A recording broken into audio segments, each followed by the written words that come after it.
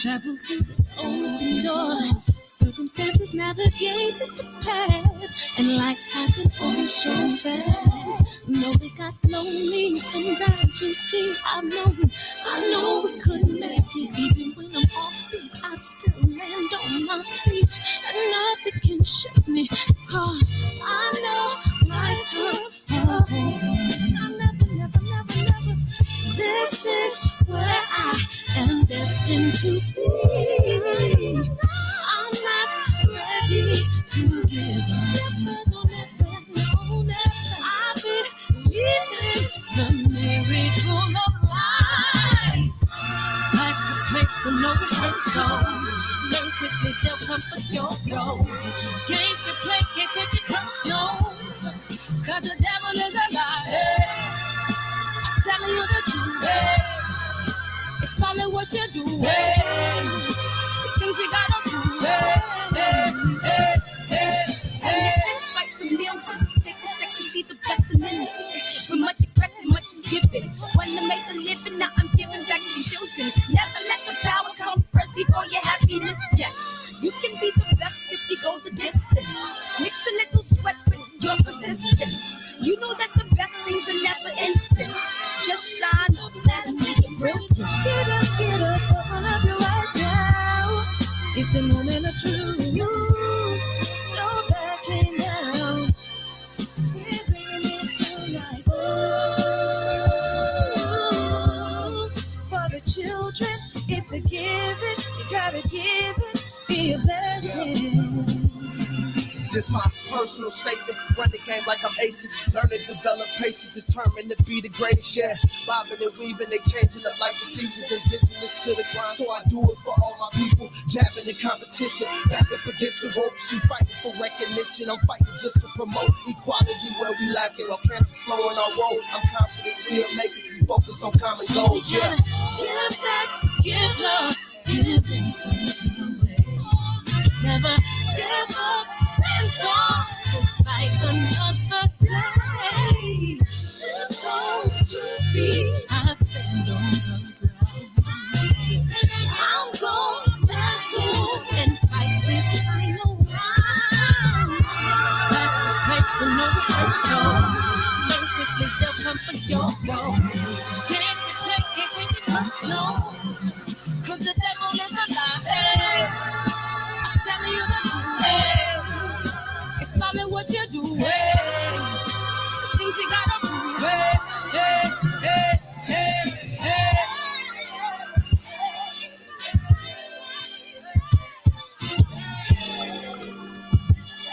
Ooh.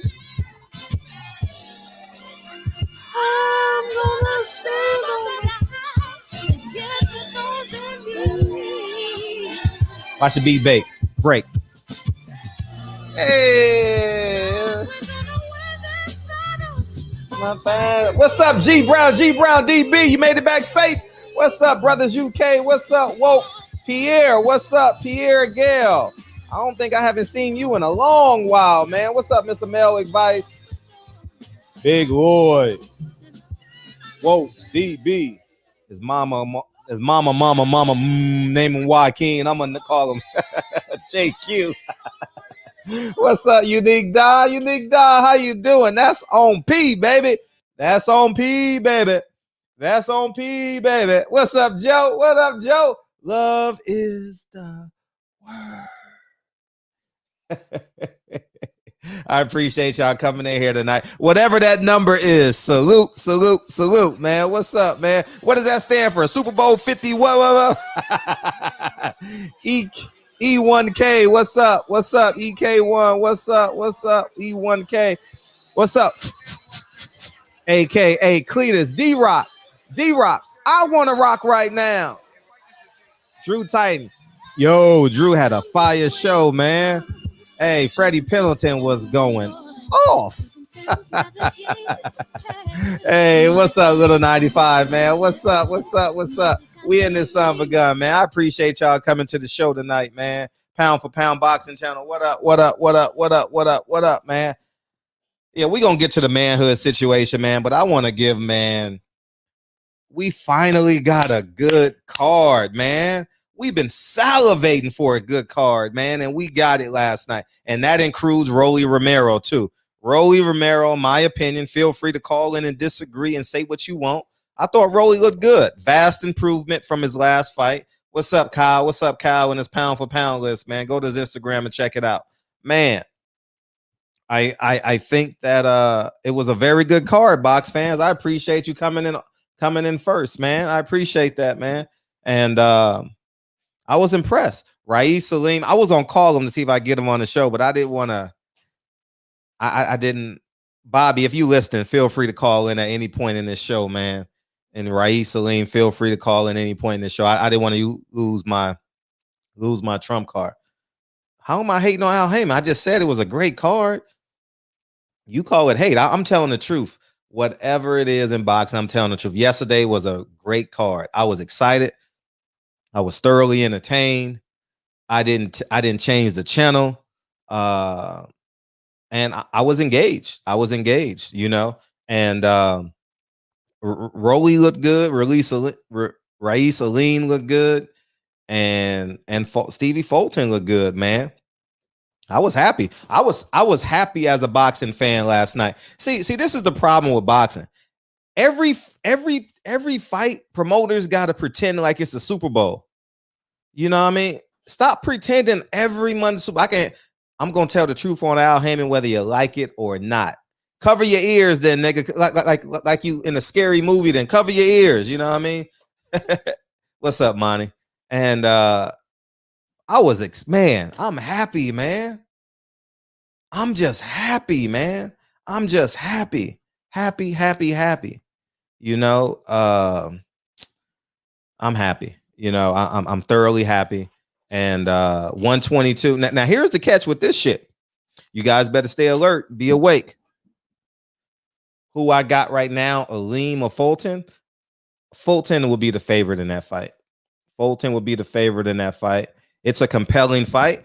I want Reese Aleem to go ahead and get the Heartbreak Kid, Brandon Figueroa. And I want Stevie Fulton to go get Luis Nery. And we got a big fight on our hands. We got a big fight on Showtime. And the great thing about that, is, guess what? Both fighters are affordable. They're on the cusp of being like expensive fighters. And we're so happy that we get to get them before the networks can't truly afford to pay both fighters. So I'm really, really happy. Fulton and Nery needs to happen. Nery has a fight coming up. I don't know who he's fighting, but I believe he's fighting a mandatory or whoever he's fighting. His next fight needs to be, we got to stop. Al Heyman is notorious for babysitting these fights, okay? He done babysat the 140-pound division, and Keith Thurman never rematched Sean Porter. Danny Garcia never rematched Keith Thurman. You know, the list goes on and on. 154-pound division ain't fighting. You know what I mean? There should be no tune-ups at 154, not unless you lose 2 in a row. If you fall off the bike at 154, there should be an opponent to get you right back on. You understand? And now we doing it at 168, okay? David Benavidez, who I got great news with David Benavidez. For those you don't know, David Benavidez and I will be calling Caleb Plant's fight this Saturday. So come on in. We're going to have a good time. We're going to rock out this Saturday, 5 o'clock Pacific Standard Time. David Benavidez is going to be in the shop hanging out with us, man. Don't ask how I get shit done. I just get shit done, okay? All right. Fulton versus that kid. I can't pronounce his name, so I didn't want to ruin it. But, yeah, but we got to stop babysitting these fights. And Grandpa Fred, that's right. And not yet, man. Whew, thank God, not yet. And what I will say is I'm excited, man. I'm excited. Ronald Ellis, March 6th. Okay, good. Ronald Ellis, I forget which one is Ronald Ellis. Once I see him, I'll know who he is. Who did Ronald Ellis last fight? I know he just won on TV. Who did he last fight? You know, but Nery has a way of getting out of fights, man. He misses weight. He uses PEDs. You know what I mean? Luis Nery is an expert at getting out of fights, man. He's an expert, man. You know what I mean? He's an expert. Who you got? I tell them the same way I would tell Caleb is the same way I would tell David Benavidez. Whoever has the best camp is going to win that fight. For real, for real. Every day that fight is a 51-49 fight to me. Every day, or 55-45. I don't know. I honestly don't know. That's a tough fight. You know, I admire. I'm very much closer to Caleb Plant than I am to David Benavidez, but that goes out the window when you're picking a fight, right? You know what I mean? It's a it's a hell of a fight, man. It's a hell of a fight that the fans deserve. It's a hell of a fight that the fans deserve. All right, and let's. Oh, here's what I was gonna say. I had a quote today. Boxing fans forget that they are consumers. Boxing fans forget that you're a consumer. I realized that today. What weight does he no weight fight at? 18 or 15? 18 or 15? Feel free to ask David Benavidez. David Benavidez has been in camp since November, and I think we spoke about that. And actually, you know what? I just thought about it right now. 18. Thank you, Lawrence. This channel likes David Benavidez because y'all bring him up a lot. Y'all bring up David Benavidez quite a lot, you know, which is pretty interesting for this channel. You know what I mean? Like, you know what I mean? So that's so David Benavidez got some big time fans in here. You know what I mean? And that's pretty dope. I've always liked David Benavidez. I love the fact that he just picks Mexicans blindly. I love that. Hey, I saw that Showtime broadcast, man. I cried laughing. Tank Davis was fighting this guy. They moved up from 126. He was fighting at 130, whatever it is. That guy said, David Benavidez says, I got the Mexican guy. I know he ain't got no chance, but I got the Mexican guy. You know what I mean? What's up, Reggie Owens on the call last night, man? What's up? Reg was having a good time, man. Appreciate you, Big Reg. And but yeah, man, getting back. Yeah, I know David Benavidez got a lot of fans in the barbershop. I know he does. I realize that. It just hit me. Yeah, Hugo Ruiz, Mares will play. Thank you. Yeah, Hugo. He had just fought like 18, 19 days ago. You know what I mean? So yeah, man. Yeah, so but let's call in and talk about 120-pound division before we go down the point of no return, man. Talk about this manhood shit. I want to give these guys their roses, man, because they did a phenomenal job last night. They carried boxing. As I said, somebody got to be the hero of COVID. And if it's the 120, if the 135 division gonna play, let them play. Let them play. Let them play. Because the stream, you want the stream? You want the stream, big homie? You want the stream? You want the stream yard? I missed y'all, man. What's up? Happy birthday, man. Happy birthday to the Lion, man. Tay Jones, man. Unknown caller. Let's try this shit one time. I'm about to get called every N-word. Watch this shit. Yeah, man. What's up? Oh, fuck you, just. I just want to hang up on him. That's all I want to do. That's all I want to do is hang up on him, man. You know what I mean? Yeah, I should have made him wait. You know what I mean? I'm feeling good, Kyle. What's up, man? What you got? What's going on, man? Hey, pull up that pound for pound list for me.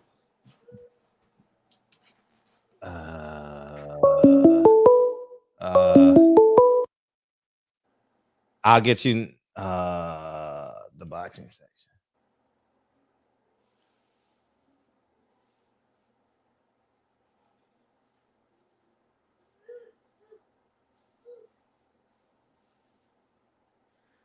What's going? Hey, Reg.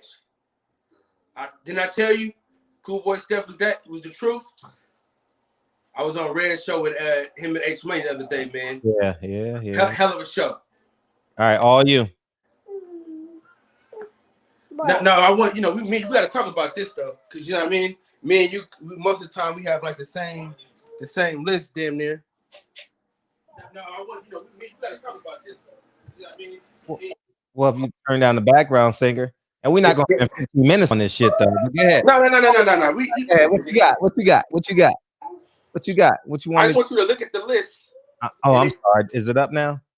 Okay, it's up now. Okay, go ahead. Okay. What would you change on the list, if anything? I would put Stevie Fulton maybe 8. I would put Clarissa at 10.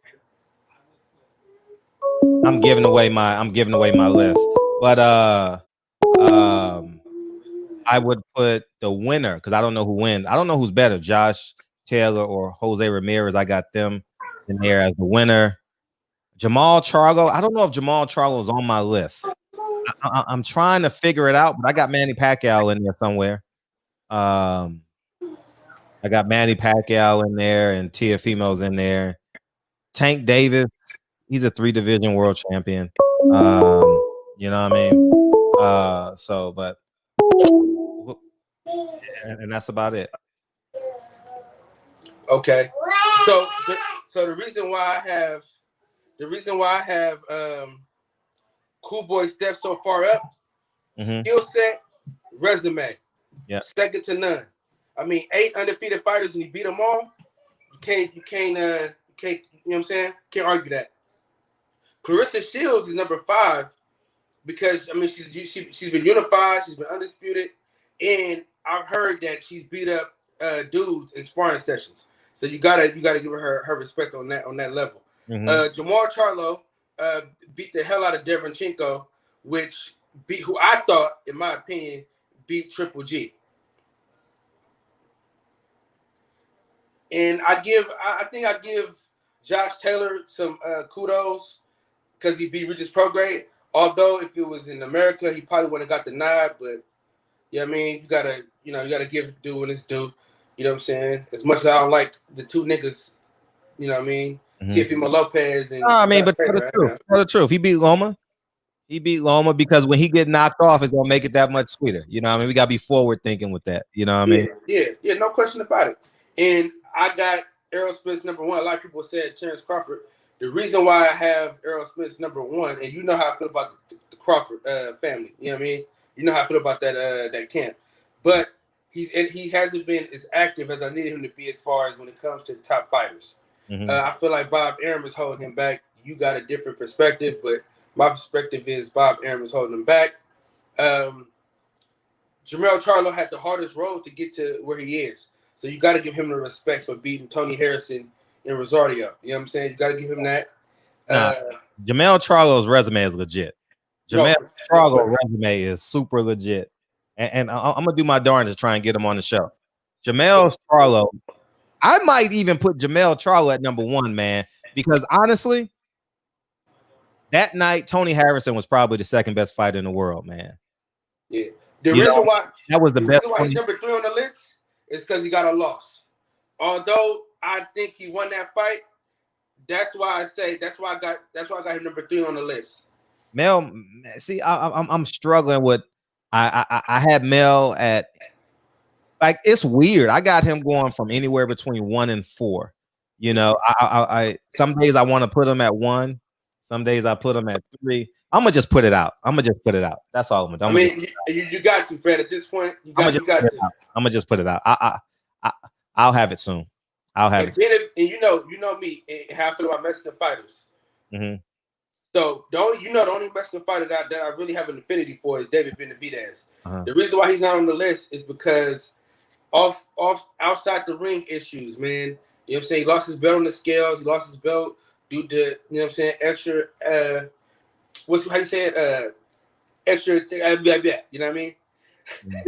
But I think that if he was to stay on the same path, on a good path, he would have been on this list because he'd still be the champion, and I would have him on the list for sure. That's fair. That's fair. Definitely fair. Yeah. So that's my list. Appreciate you for letting me. Come on, man. And you guys go to tell them where to go. Check out the boxing section on YouTube. If you disagree with it, go holler at them. Yeah. So I'm probably gonna do like a couple more videos. For sure. Most of the time I go live on Instagram and then I transfer it over. So man, just follow me on Instagram, the boxing section. I need to go on YouTube is the boxing section as well. So you know what I mean, I'm always on Reg's show. So if you want to catch me on there, I'm always talking to Reg, man. Shout out to my nigga Reggie Owens, man. Yeah.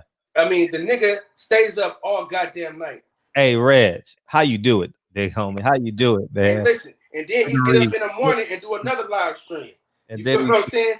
My boy Reg is a soldier, so I gotta give him his respect. Gotta give him his flowers. You know what I'm saying?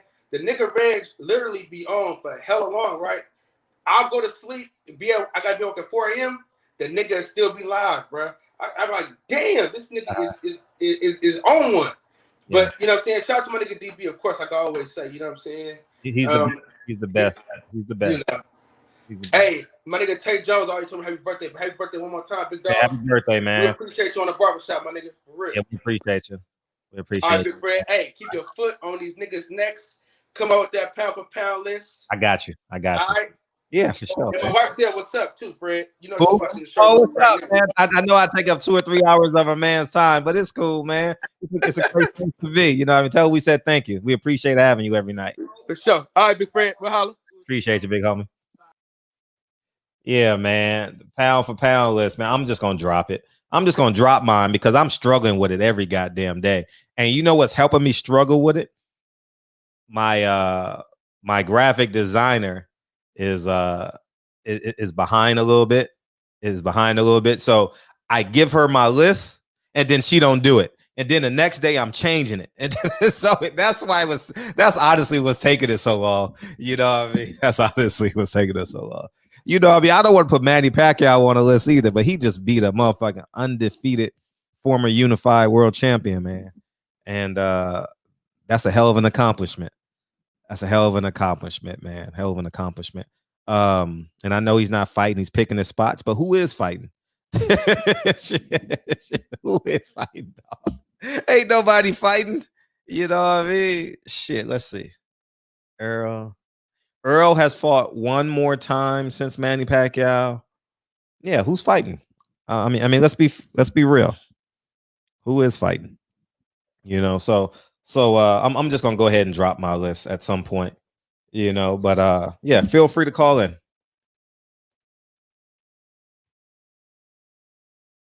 Phone lines are open. So yeah, let's do it like that. Just Pacquiao. I don't give a fuck about that fight. Oh, by the way, if y'all want to bring that up, who told y'all the moment that fight was, where'd Adam Konowski go? Man, he chilling. Adam Konowski chilling. He in the cut. 708, what it do? Yo, what it do, Fred? Hey, what you got, man? What you got on my 40? Man, I just want to talk about the fights last night. Oh, man. feel free. Right? Feel free. Yeah, man, that was a great card last night, man. Mm-hmm. Yeah, man. The Romero, he definitely looked good last night. You know what I'm saying? He looked good last night. Mm-hmm. I give him credit for that. But man, those 122 pounders, man. Aleem, man, he looked great last night, and Stephen Fulton too, man. I want to see those guys fight, man. Like those 122 guys, man, they need to like, I want to see them get it on, man. Like, we need to stop talking about the 135 because they clearly ducking each other. It's all a bunch of politics. Them guys at 122 and 118, they fight each other. Right. They get down. Right.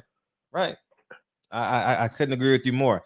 It got me. It excited it lit my pilot, man. I was watching Aleem last day, and I was like, yes, we got a guy that came out of nowhere, and he's literally in the hunt.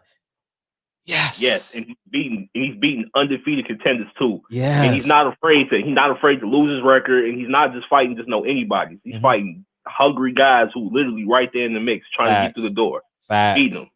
Facts. It was a joy to watch him. Yes, man, it was a joy. And Stevie Fulton, hey, dog. Hey, y'all better start believing my theory. Blacks, Latinos, UK. Y'all better start believing me, man. I'm telling y'all. He fought his fight, won every round, and then rounds 11 and 12 said, you know what? I got superhero powers, man. let me fight behind this jab, and you can't. Man, that shit was. I enjoyed that, man. Shout out to Stevie Fulton, man. Stephen Fulton, man. Thank you, man. Shout out to Aleem. Thank you. Man. Whew. Yeah, man. He told Aleem showed me everything that I already kind of confirmed. Like, and he just put a bow on it, put a bow tie on it. Didn't he? Yeah, because he got us excited. He whet our appetite when he was here the last fight on the co-main or the opening bout, one of the two. Yeah, it was the co-main. Co-main. Truth. Now we ready. Yeah, man. I hope Figueroa, man, he don't try to duck him, because especially they gave him the interim belt. So, they're gonna try to do everything they can to make them not fight each other. Figueroa gonna duck the man. Figueroa gonna duck the shit out of him, dog. Yeah. They're gonna find if they found a way to maneuver Fulton, they definitely gonna find a way to maneuver Facts. They gonna definitely do that. Yeah, and Stevie, would you say Stevie is the favorite against all of those guys right now? Yeah, you can say he's a favorite, but I think that Aleem definitely is a good underdog to put the money on. You know what I mean? Okay. Yeah. I'm mad I missed that Stevie Fulton bet, man. Yes, I don't know how I missed that bet. I must have got caught up in my day or something. I don't know how I missed that bet yesterday. Jesus Christ. I had it on my things to do list and everything, man. I missed the bet. What was the odds? It closed at 140, minus 140. Oh, yeah. Yeah, that's a good bet. Yeah, but yeah, so man, I hope these 122 pounders, man, I hope they fight each other, man. And I hope these you see Drew Titans live? You see the live stream yesterday? I don't know if you see today. I saw it today. I saw it today. Yeah, man. It was funny, bro. Yeah. Combat sports, man. Yeah, that was fun. Hey, we got Frez Akendo coming in here February 8th. So that'll be cool. Yeah, we got Frez Akendo coming in here. True. Yeah, well, I'm back in the chat for. I'm gonna open up the line. Oh, appreciate you, TB. Yeah, Frez Akendo gonna be fun. He said today, man, he thought Evander Holyfield was on steroids, man. So when he fought him in San Antonio, so that'll be cool. You know what I mean? So that'll be very, very interesting. You know, damn. Imagine. Man, yeah, because them niggas throw a lot of punches down there at the bottom, man. They throw a lot of punches down there at one. Stevie Fulton threw like 80. He had like 74 punches, and it was like a minute left in the round. I was like, damn. Very impressed.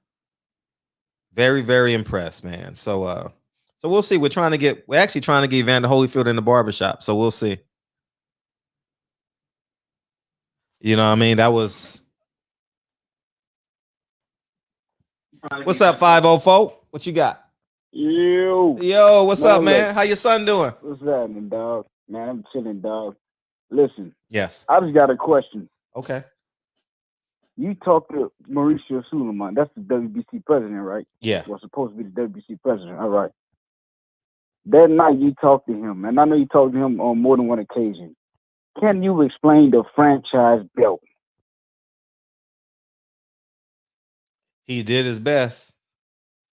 No, I'm saying, can you explain it? Do you understand it? Yeah, I understand it as best I can. I'm not an expert on it. By no. Okay, so Devin Haney was on Max on Boxing, and Max was arguing him about the franchise, and I got confused all over again. As you should. It's a frost, man. Don't make sense. So Devin Haney, going off what he's saying, he was pretty much saying he's the WBC champion. Matt Kellerman was proceeded to tell him, "You're not the WBC champion. Teofimo is." So then Devin Haney proceeds to say, "Well, what do I have?"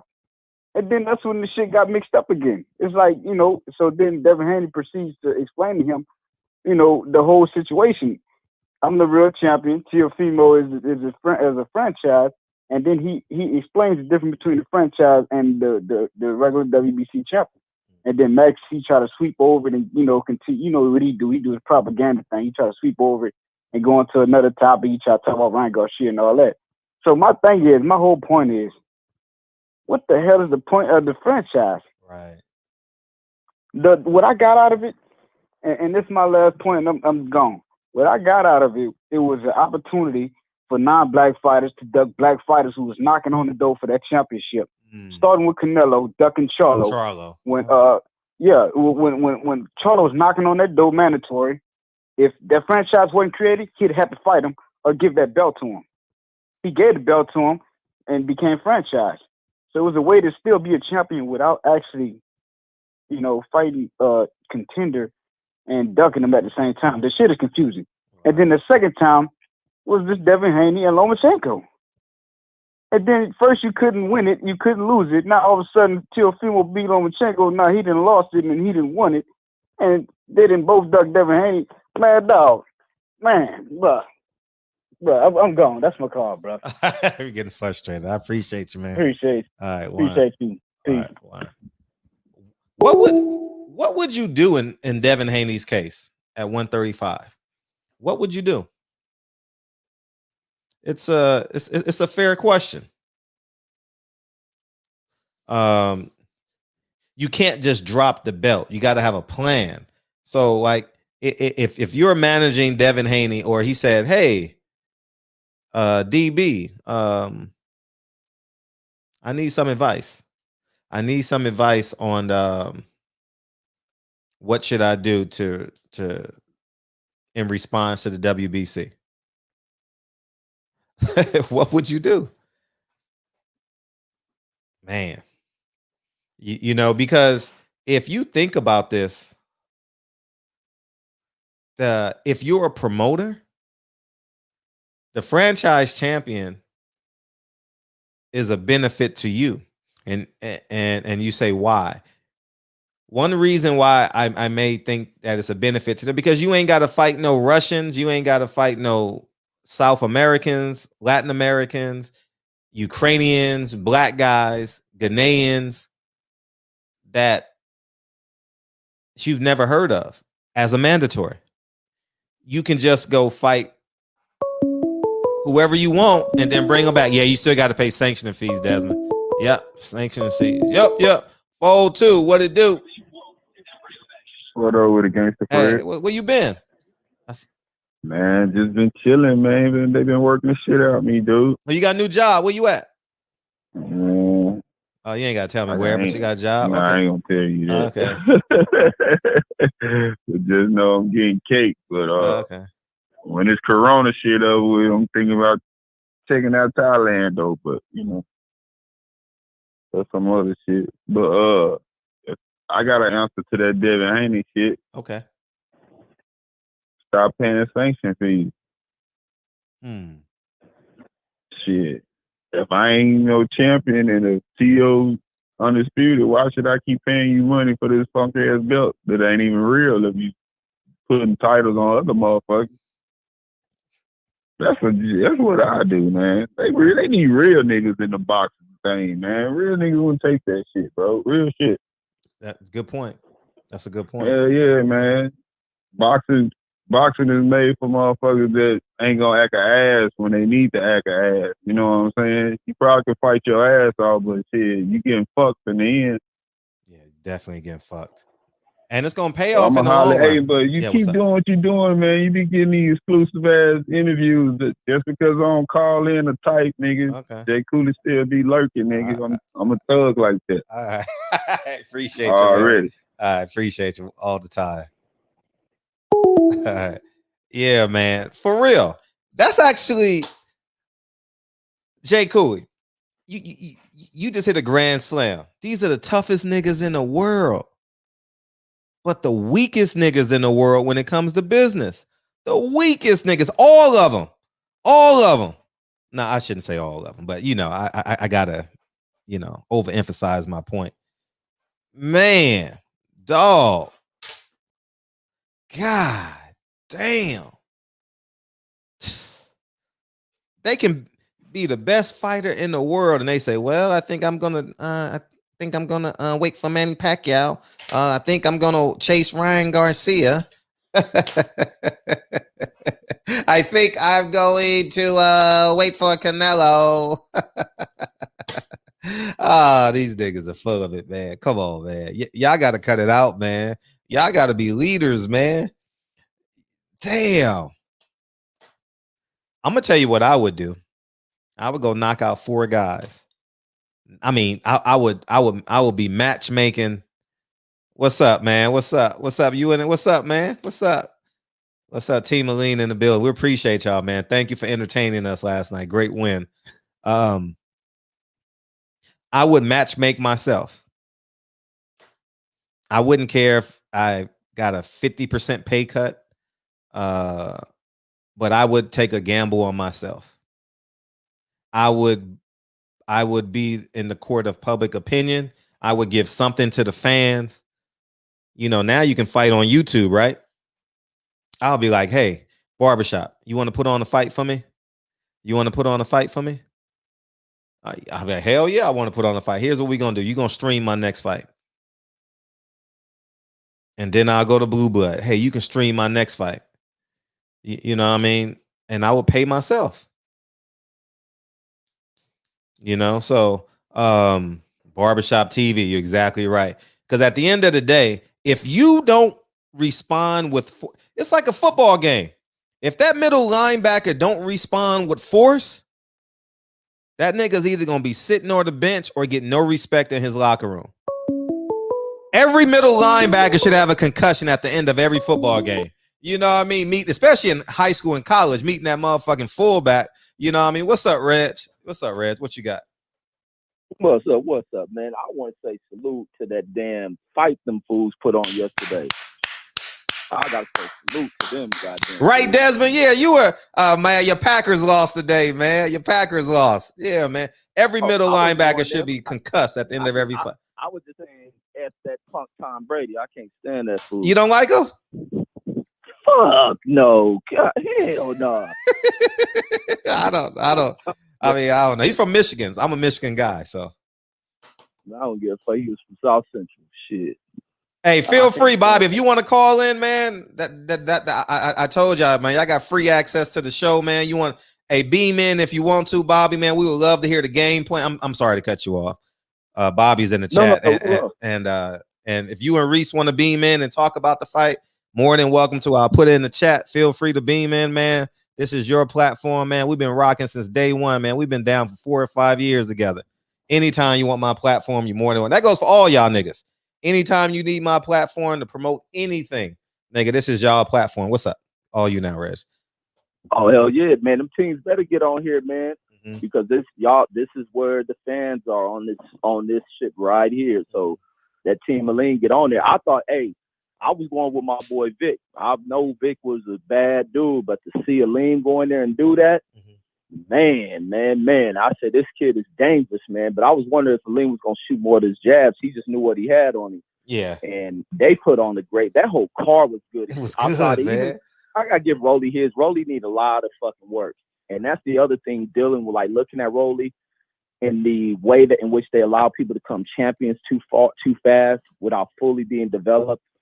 Rolly going to face some tough circumstances moving forward, and it's going to be embarrassing when he should not have pursued his career that damn fast. It looks bad. I can't give him no credit for what he did against Avery Sparrow. Avery Sparrow was backing this dude up. I seen like in the second round, this dude, I don't know if he was winded because he loads way too much up on his punches, and he's overexerting himself. He got happy with catching that guy, and it was kind of his power's almost mirage. He caught the guy with a flush shot, but the guy's foot was planted. He was stuck, knocking him off downs. But other than that, he didn't hit him with nothing that affected the guy. The guy kept after him. When his knee blew out, he still was able to back Rolly up. And I'm like, that's not a good look for Rolly. His jab is super ineffective. It was so ineffective, this dude was able to catch his shit like a damn baseball. Catch it and hold it. Then that ref was doing some real suspect-ish in that fight. I don't know if Floyd and them paid him off or Rolly and them team paid that ref off, but it was some suspect-ish going on with that ref. You should not be doing that level of warning against this level of opponent if Rolly is a champion. And Avery ain't no goddamn top tier contender. Plus he's a last minute replacement. Rolly, you got to display something much more. And these sanctioned bodies stop letting people touch these damn belts. Belts should only be for those who are within the top, maybe top 5 or something like that. And maybe other champions fighting for Velikins, but not no dudes just with a good promoter behind him or whatnot. This dude is going to get embarrassed when they finally put him in there with something, and they need to stop letting him go against these just out of the abyss type opponents. But that Aleem fight, man, they showed tremendous heart in that fight, and that dude getting up like that was crazy. But that fight with both and who was that? Schoolboy Steph and Angelo Leo. they put on a warrior performance, and F them judges. Them judges ought to be investigated for putting a scorecard together like that, because that scorecard that all three judges put out there ain't reflective of what that fight was. That fight was a battle. That was a true warrior battle between those two men up in there, and they gave it their all. That's the way you have to fight in championship fights. Being a champion fought like a champion, and the contender coming in there fought to take that with tremendous fucking heart. He earned that title, because to me, I didn't really see too much of a separation until like round 10, where I began to see Cool Boy Steph cardio got better. Being Cool Boy had to fight this dude because this dude was coming in at him, and it was just an incredible damn fight. Salute to both of those warriors. I got major respect when I see that. But them judges, F y'all. I ain't gonna try to cuss on the show, but F you punks. You punks are the reason. You punks are the cause of what makes the sport such a disappointing sport at times. Clowns like that would never kill the sport of boxing. The sport of boxing is bigger than these punks. But to do that to fighters that have put their hard work, sacrificed being away from families, their lives on the line, because their life is always a factor going into this. Their lives are always put at risk. And to just make it seem like this other dude ain't do nothing is a travesty. It's something that these dudes should be held to higher account. That's why these these sanctioning team clubs can go about doing whatever the heck they want as far as their rules and all this other stuff, because there's no standard to this. There's no standard to nothing. And that shit needs to be put in order. And then what you're saying about Devin, in my opinion, Devin just keeps his own course. Keep doing your thing. Self-proclaim yourself as the best. Keep putting on great performances, and they come after you. These fools who pull these type of acts, man, you deal with throughout life in the history of business in America, to where these so-called, big companies think they bigger, and the bigger and badder dudes in this, and woo. Somebody from beneath them who they ignore come and swoop and take the torch and be in the lead. And that's what Devin will do. We watch Earl Spence do it. We watch Deontay Wilder do it. You don't watch Regan Dow at one point do it, and you don't watch the Charlos go about doing it. So you ain't got to follow the course of what these fools want to keep you isolated from. You just keep running your own race past these fools, and they'll be running to you. Oscar De La Hoya is a flop. Ain't nothing gonna work with that fool. Pacquiao is a faded memory of this damn game. He can fight what's that fool? But it's gonna make him look bad. You moving down a weight to fight this young, unprepared dude. Nobody wants to see that, but you running from these other guys. That's a kill on how I don't know how his people in the Philippines gonna take that as national pride. Do they feel prideful of this fool taking that type of step? But it's some sucker move. But all in all, that was good PBC boxing. But, that's all I got for it. Appreciate you, Rick. It was good. It was good. I'm excited, man. Without further ado, man, we have Bobby Reese Aleem's trainer in the shop, man. We appreciate you, man. Thanks for coming in, man. Big win last night, man. What's up, man? Thank you. You had your Hirachis on and everything, man. What's up, man? Yeah, my feet ain't never hurt so bad in my life. So everything's good though, man. Everything's good. Oh, you back home already? Yeah, they don't play. They get you out the next fight. We put an all-nighter because fight was over at like 11. I think all the fights was over at like 11. And then we just stayed up because it's an hour away from the airport. So we just stayed up and then left the airport at 3 o'clock in the morning for a 6 o'clock flight. So okay. Yeah, they get you out of there. So everyone wants to hear you just talk about the fight, man, and game plans and everything. What'd you see? All right, well, at Noble Art Training, I really don't have a game plan. I just tell everybody to work off the jab. I come from a very basic and fundamental school of boxing. At Barry's Boxing when I started, it's all fundamentals and technique. And then my mentors now, which consist of Dewey Cooper, Otis Pimpleton, and Wayne McCullough. So those guys pretty much helped me out a lot. And Coach Will, too, from Real Boxing, that gym that Devin Haney goes to. They helped me out a lot, Coach Will and Purnell. But I keep it real basic. But our game plan for this fight was to stick with the jab. But Vic Pasillas is a dangerous counterpuncher. But the thing was, he killed himself to come down because he's a 126-pounder. He came down to 122. So once I saw his body on the scale, I was like, oh, yeah, it's time to go to that body. So, and then once everybody else saw it, my phone started blowing up. Go to that body, go to that body, go to that body. I'm like, yeah, yeah. I'm like, I know, but it was an experience as far as the actual experience, like the emotional experience. Rais is a very what's the word I'm looking for? He's very not docile, like controlled. He doesn't let his emotions get to him. He don't care about trash talk. He don't care about the pre-week stuff. Because I had to tell him a few times. I'm like, bro, this dude is talking mad crap. Like he's talking mad crap. He said you a step up. You a step up. He said you a step up fight. And he was like, I don't care. I'm like, you don't care, but like you just don't care. You don't care. But it's funny, my homeboy Tweez just hit you up in the live chat.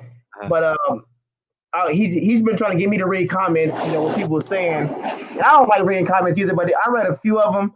And just to, I don't have to explain myself, but just to set the record straight with some people, you're never going to satisfy everybody.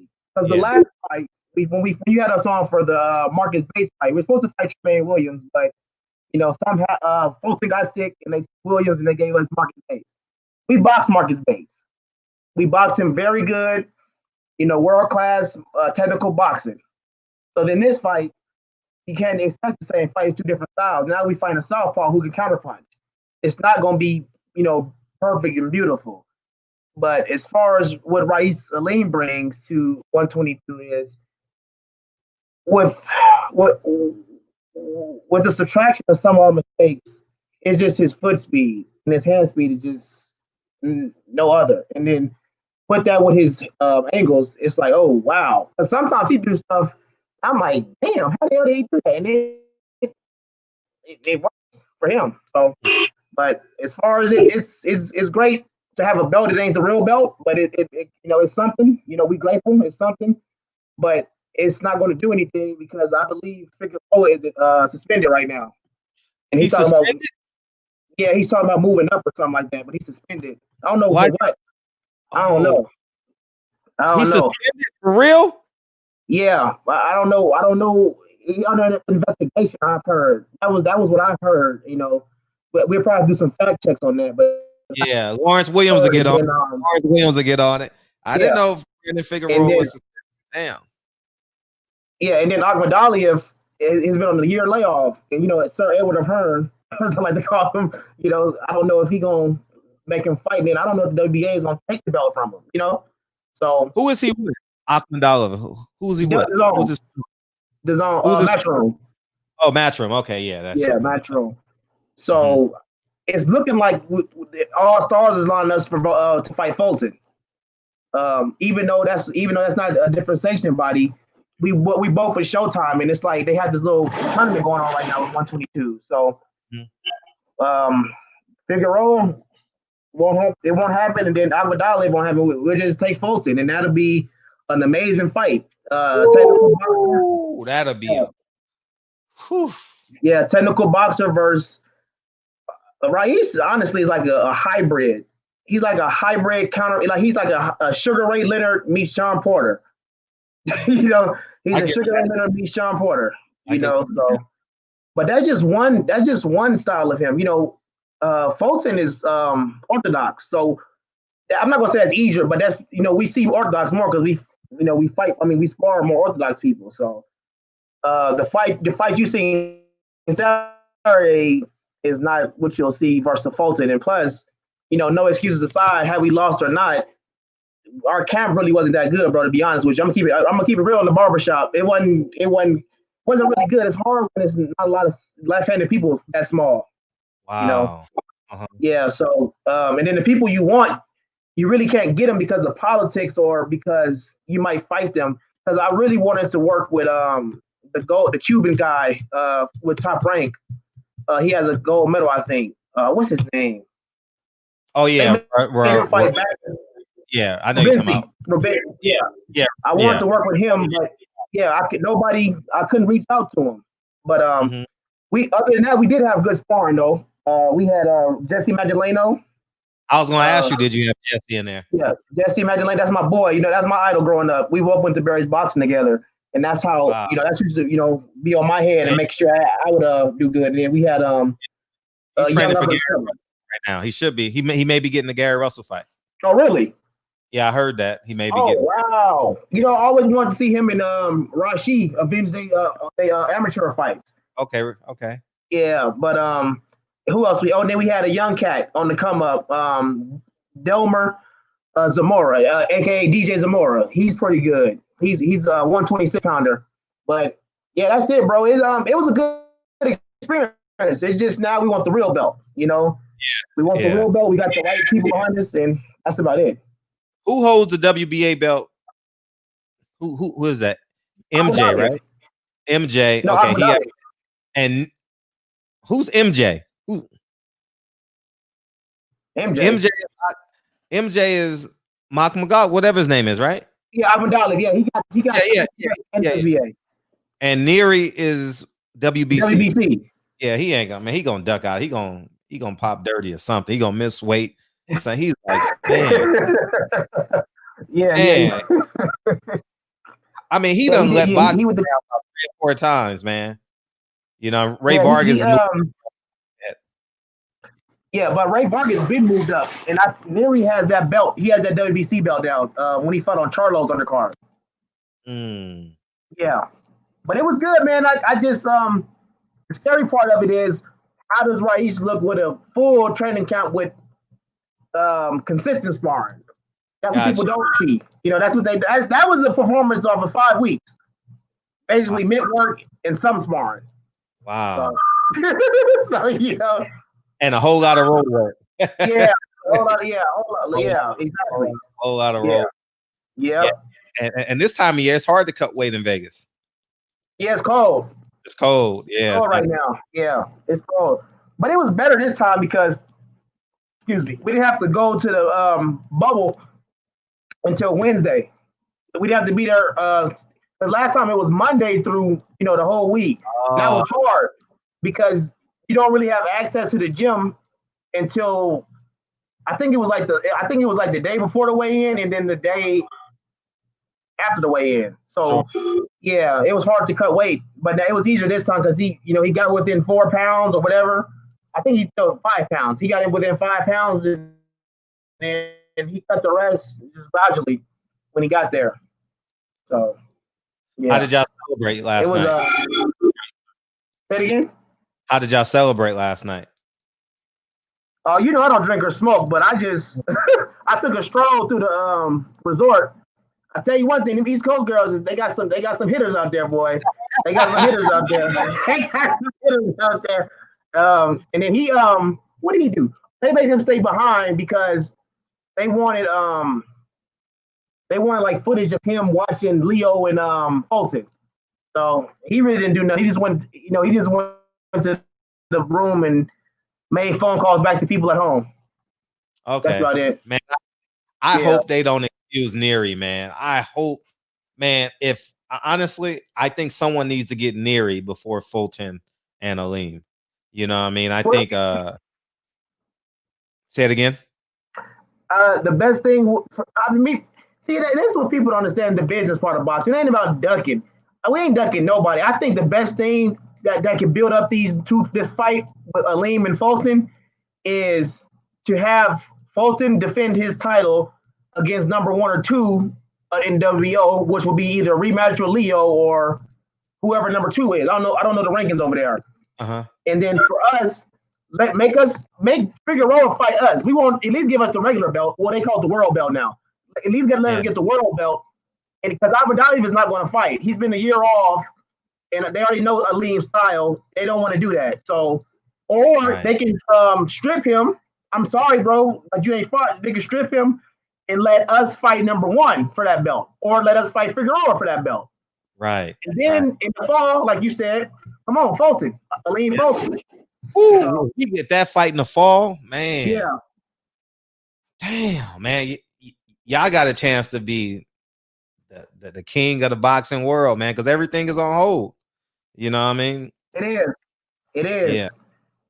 It is, and he's in a position to where Showtime loves him. So Showtime better invest in the 122-pound division because they ain't got nothing else.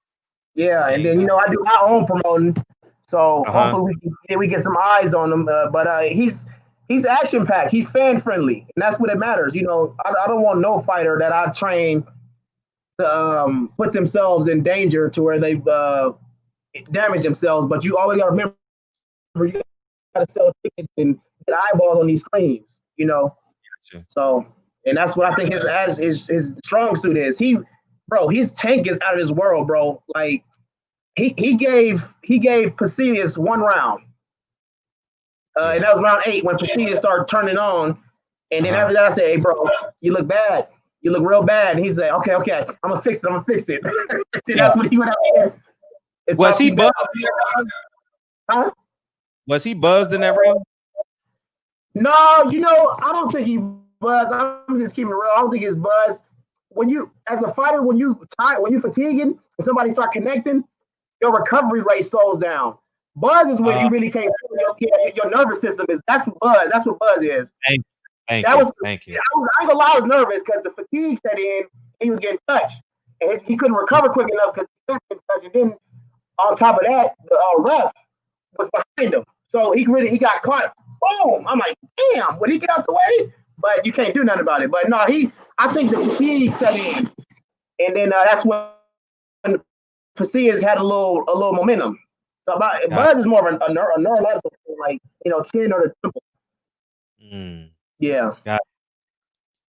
Gotcha, man. Yeah. You gotta give us some training footage. Any other fighters that you maybe haven't coming through the pipeline? You trying to get more fighters? No. I was supposed to work with a few dudes, just as help, but it never felt. It didn't go through, and then nobody. Actually, I just like training with just Raisha for right now because I need the belt for my resume. Because I'm young. I'm young in this trainer's game, and I'm new. Nobody really knows me, but as soon as I get my name out there more, especially with winning we got a belt now, but with getting a real belt, I think it'll be better. I think I'll get more phone calls and but I had people that time asking me. Hey, you know what you can do? What's up? Like for the Caleb Plant fight, like all these fights, do a video, send it to me on WhatsApp, and I'll post it. Like breaking down the fights and stuff like that, and like Trainer's Corner with Bobby McRoy. You know, and I'll post it, and you could do a breakdown, and that way, your name will start spinning.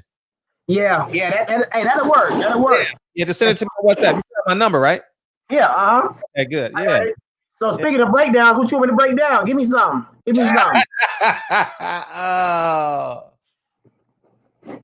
Well, I'm not gonna say Fulton because you don't want to make that game plan public. Okay. What fights we got lined up? Nothing really. You got the Caleb Plant and Truax. Okay, Caleb Plant Truax. Break that fight down. It's either gonna go 2 ways, and they both favor Sweet Hands. Either Sweet Hands gonna box him. He gonna box him 12 rounds. No disrespect for Truax. He's a tough guy. Or Caleb is gonna break him down and get him out halfway through. I say round 6 to 8, he'll get him out of there, break him down. Yeah, that's how I see that going. I'm the exact same way. I think that Caleb Plant gonna show out, and I think Caleb Truax's body's not gonna hold up. He's had a torn Achilles. He has some other injuries. I don't think he physically can go 12 rounds at that level. Someone in the chat said break down Hooker Ortiz. Oh, Virgil Ortiz? Yeah, I haven't seen him fight, so this is all new to me. Virgil Ortiz is very textbook. Very textbook. I don't I can't really say when people are strong or a strong puncher until I see them hurt a high tier opponent. Mm-hmm. But I'll give Ortiz the edge because from a technical standpoint, he's a little bit tighter with his defense. Hooker is a little open, just a little loose. And when somebody is sharp, when somebody's coming at you with sharp, straight punches, it's kind of hard to be loosey-goosey like that. That's why I told Rais last night on the telecast, like, bro, you too loose when you too close. But Yeah. I believe Hooker can give him a good fight. But I'm gonna go with Ortiz for that one. Ortiz, yeah.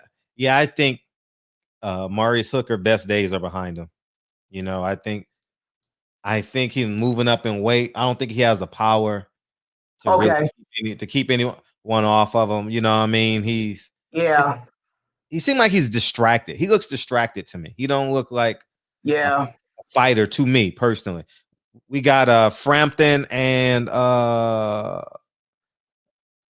what's the guy from Top Rank? The black kid? Herring and Or it's a rematch? No, it's a unification. No, it's for the WBO strap. Oh, I thought they already fought before. At 1:30, it was canceled. COVID Oh. canceled. Herring can box. But I think that the equalizer for this is Frampton's power. So I kind of lean towards Frampton because he got that pop. And Herring, I think Herring got hurt his last fight. I think he got hurt his last fight. Then he went to the hospital and they say he quit. Remember? Yeah, he didn't quit. Yeah, he didn't quit. Yeah, and let's see, we got one more that may. Okay, we got one more. Shit, Jaron Ennis and Jaron Ennis. Yeah, Lipinus. I'm going with Boots because if Styles makes fights, he's more dynamic. Lipnitz is dynamic. You know, he's a textbook fighter, but he still has athletic ability to make his style dynamic. So what I mean by dynamic is he can put he has a little funk with it, but you know, you can't really replicate the funk of Boots. So I'm going with Boots with that one. I don't know if he stops him because you know what? Boots might stop him late. If he gets a rhythm, you know, shooting his jab and stepping around Lipnitz and start, you know, landing a straight and, you know, break his body down with, you know, a nice stiff jab to the shoulder plex, and then, you know, start just taking some shots to the top, like some pick 'em shots, like 3 shots at a time. I think he can stop Lipnitz later in the round. Probably like 9 through 10, he can stop him in 9 or 10. Okay. Yeah. Yeah, I'm gonna go with Boots with that one because he got the height too. He got the leverage advantage over Lipnitz. Sure, he does. And Lipnitz, his foot speed, he has good foot speed, but it's not good enough to get, especially in the first round, it's not good enough to close the gap with Ennis. It's because Ennis is 5'10". I think Lipnitz is my height, like 5'7", 5'8". Yeah. You know, and I think his arms are shorter too. I think he has like a 60-something inch, you know, a wingspan. His arms do look short. Yeah, so Jaron is got the leverage advantage, and it's hard. You know what? And then when you're shorter than a person using a Philly shell, it's harder to get in because that elusive, that lower elusive hand is always probing. It's always probing, and that hook is what's keeping you from coming in, and then the hook is what keeps you in place for that right hand. So that's kind of hard to fight a taller Philly shell person. Right. Got it. Yeah. Any more? I don't think the schedule is that's one thing about boxing. When the year begins, it's not their schedule takes forever. Versus UFC, they already got 6 months already planned out. You know? Yeah, right. You know, 268, 267, 260, whatever it is. Yeah, it already. So I don't know. That's it. Mm-hmm. I mean, everybody else is fighting. I'm not going to disrespect anybody. Everybody else is fighting like mandatories or top 10 people. Because I think Inoue, the monster, is fighting somebody. That's like the monster, the Japanese dude. Yeah, he's fighting somebody. He's fighting somebody that's like top 5 or top 10, I think. Do you like that fight? I mean, do you like the monster? I don't know what the dude is. Yeah, he's the monster. Good. Yeah, to me, he's good. No. He's incredible, but his style is too detrimental to his bodily health. He don't move his head. Well, who does? Who does? You got to be black to move your head, man. Yeah, but his style though. Yeah, he can punch. He's giving you a big shot, but then he's not. He's just there to be hit so he can counter you. You know, that's not going to be good in the long run for his personal health. Yeah, yeah, he's real twitchy. Yeah, He's fighting Michael. I don't know, Michael it's with D. a D. The last name starts with a D. Yeah, D. He's fighting him. Yeah, you Yeah, know. I haven't seen him. But yeah, that's it, man. Congratulations, man. I'm so happy for you, man. Yeah, no, thank you. Appreciate it. Yeah, Appreciate well it. deserved, man, and come in here anytime, man. And Yes, yeah, sir. well, I was rooting for you so hard, man. That 8th or 9th round, man, I was like, what the fuck you doing, man? Yeah. Yeah. Yeah, that's what I did too. That's what I did too. Yeah, well deserved, man. And yeah, man. Hopefully Thank you. we Appreciate it. Showtime push you back on the calendar the next 3 to 4 months, you know, because it's Yeah. definitely refreshing seeing a fresh face. You know what I mean? Yeah, And we Go ahead. yeah, we'll be back. He just he would have came on the show tonight, but you know he recovering, a little sore and all. So Oh, I'm he gonna let should him be. get rest. Yeah. He should be sore. Yeah, he should be sore. And, Yeah. and when he's ready, just DM me or call me. But yeah, we need to do the breakdown. So you should give me a Caleb Plant fight, like, and I'll post it like on the Fridays of the fight. Oh, You know? okay. Yeah, Okay. for sure. And I'll post it. That way people start knowing your name, knowing your face, and then then more media people start coming up to you and ask you questions. Because shit, Reese is a big deal, man. Yeah. He's official now. Yes. He's a big deal. The only people that think can beat him is Fulton. He's a big deal. Everybody else, I don't think no one. I think he's the favorite. I think Vegas may not have him the favorite.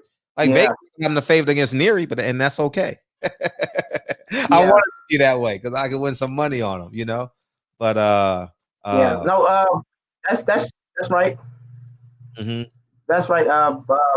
Fulton is very. I get why Fulton is a favorite because I'm gonna step out of the coaching section and I'm gonna be a fan.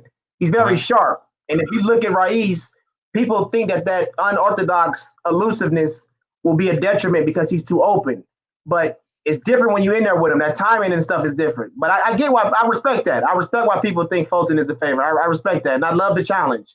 I would love the challenge. Oh, it's gonna be a great challenge, and we would be enthralled to have that fight. Yeah, me too. Be enthralled to have. It won't be a loser in that fight because the best is fighting the best. Yes, that's what we need. That's what we need. And the truth is, based off of last night, Neary looked very vanilla, or he looked very blanco. Oh, you mean Pasillas? No, I'm talking about in September. He looked very blanco. He looked very. Oh yeah. Wait, on Charlo's card. Yeah, on Charlo looked very vanilla, nothing special. I was waiting and waiting. Yeah, look, I was waiting on him too. I'm like, Neary. They say Neary's good. You know, they say he's an Olympian. They say he's the best thing to come out of Mexico since Mexico had a country. And I'm like, I'm sitting on the fight, waiting and waiting and waiting. It never came. And I'm like, this is the guy. And I'm telling people about him because I'm watching the fight with my neighbor, you know? Yeah. And I'm like sitting there waiting for him to come. It never happened. Never happened. Yeah. And so if Showtime makes that fight, man, we got to start building it. You know, if Showtime wants that fight next, shit, it don't matter to us. Yeah. Oh, it's we at the point in his career we can't pick and choose. He's 30 years old. He in the middle of his prime. Right. You just got to do it now. Right. Got to do it. So. Good point. And that could be a hunger too. Hunger. Yeah, and shout out to Cool Boy Steph. Congratulations on your win, bro. And hopefully we can see you down the road. Yeah, we'll be waiting, Cool Boy. Yeah, because the business of boxing to find a way to protect Neary. I bet. Why? Oh yeah, why? If he's part of that same group as Canelo and who else they be protecting? Like Canelo. So yeah. Oh, last one, Valdez. I'm surprised we missed that one. That's another card that could possibly be good for boxing. Valdez versus Burchell at 130, February 20th. For one, you know, I met Shakur. Shakur's camp was at the gym we were sparring at. Mm-hmm. I'm not as a person, as a fighter, I don't like Valdez. Like he never gave Shakur his shot. And he took the fight with the fighter that Shakur wanted to fight. But with the breakdown, I'm going to lean towards Burchell because Valdez is kind of damaged at this point, broken jaw. It's the same thing. You know, he's kind of damaged, and his mind, he has to psych himself out to be a warrior. Berchelt is already a warrior. So I'm gonna go with Berchelt on that one, via body shots. Yes, it got to be. It got to be. Or read that jaw. Yeah. Yeah. Or that Mexican hook. You know what I mean? The Mexican. Yeah, exactly. Yeah, that's what I'm gonna go with Berchelt on that one. Mm-hmm. And I think Berchelt is a little bit bigger too. See, it's not always about size. It's about if size has skill. So what I mean to that, to like the fans that's listening, it's not about the size is important in fighting, but if size don't have skill, size is meaningless. So Berchelt has a little. I think he has a lot of size over Valdez, actually, but he has the skill to go with the size. It's like the same. An example would be like Tank and Mike Tyson. They both are short in stature, but they have power. But it's the skill. It's the skill basis and skill set is what offset. It was what equalizes the size in the opponent. So I'm gonna go with Berchelt. I've seen Valdez fight more. I still haven't seen Berchelt fight live. I've only watched the fight knowing the outcome. So it's hard for me to gauge him and be very fair. So I don't know. I know Valdez is definitely damaged goods though. I've been saying that for a year. He got knocked down in Arizona like 2 years ago. And I'm like, dude, he's damaged goods. And I understand where you're coming from. I just, as a, being directly in the community, I kind of don't say certain phrases. It's kind of, yeah. But he has some injuries that I think that will have a detriment on the performance. Yeah. So detriment to his form. Yeah, we'll go at that. We want him. He got to take care of them alligators and crocodiles. You know what I mean? So yeah. And I believe Bivol and Benavidez is trying to get scheduled. Ooh. Yeah. Yeah. That's a good one. Yeah. I believe they're trying to get that scheduled. Ooh. Yeah. We finally get to see Benavidez. Is he the real deal? Yeah. Shout out to him for chasing him, though. Shout out to the other guy. What's his name? You just said? Bivol. Shout out for Bivol for chasing him. Yeah. I mean, people were chasing Benavidez. No, none. Nah. He's they brought the name up to Canelo. He was like, nah. Yeah. Nah. Yeah. So, I remember he was on PBC. No one would fight him. Yeah, they won. Yeah.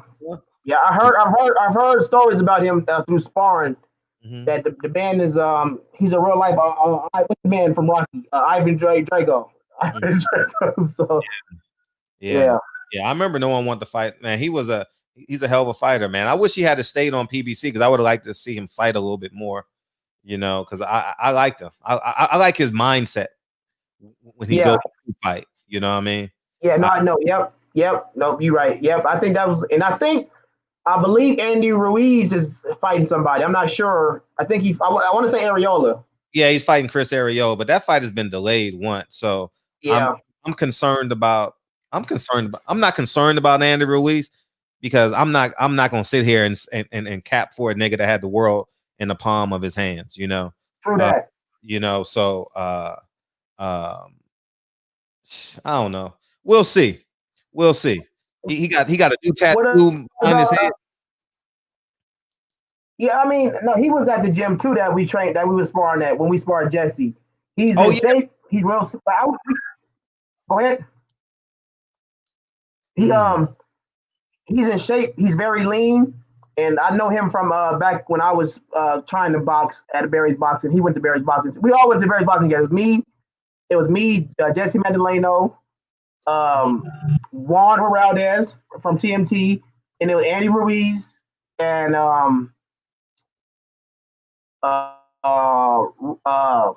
Andrew Tabiti was there for a little bit. Andrew Tabiti. Damn, man. I root for Andrew Tabiti, man. I want him to get back in the ring. He hasn't fought since the loss. Yeah, nice. Yeah, since the loss, he hasn't fought. He's nice. Damn. Nice. Yeah, but I want to ask you about how you feel about. I know how you feel about the political reasons, but how you feel about Tyson Fury fighting Joshua without, giving Deontay his third fight? Well, are you making the assumption that they're not fighting? Yeah. Well, I'm making the assumption that Fury is fighting Joshua, but not fighting Wilder. Okay. Who would win that fight?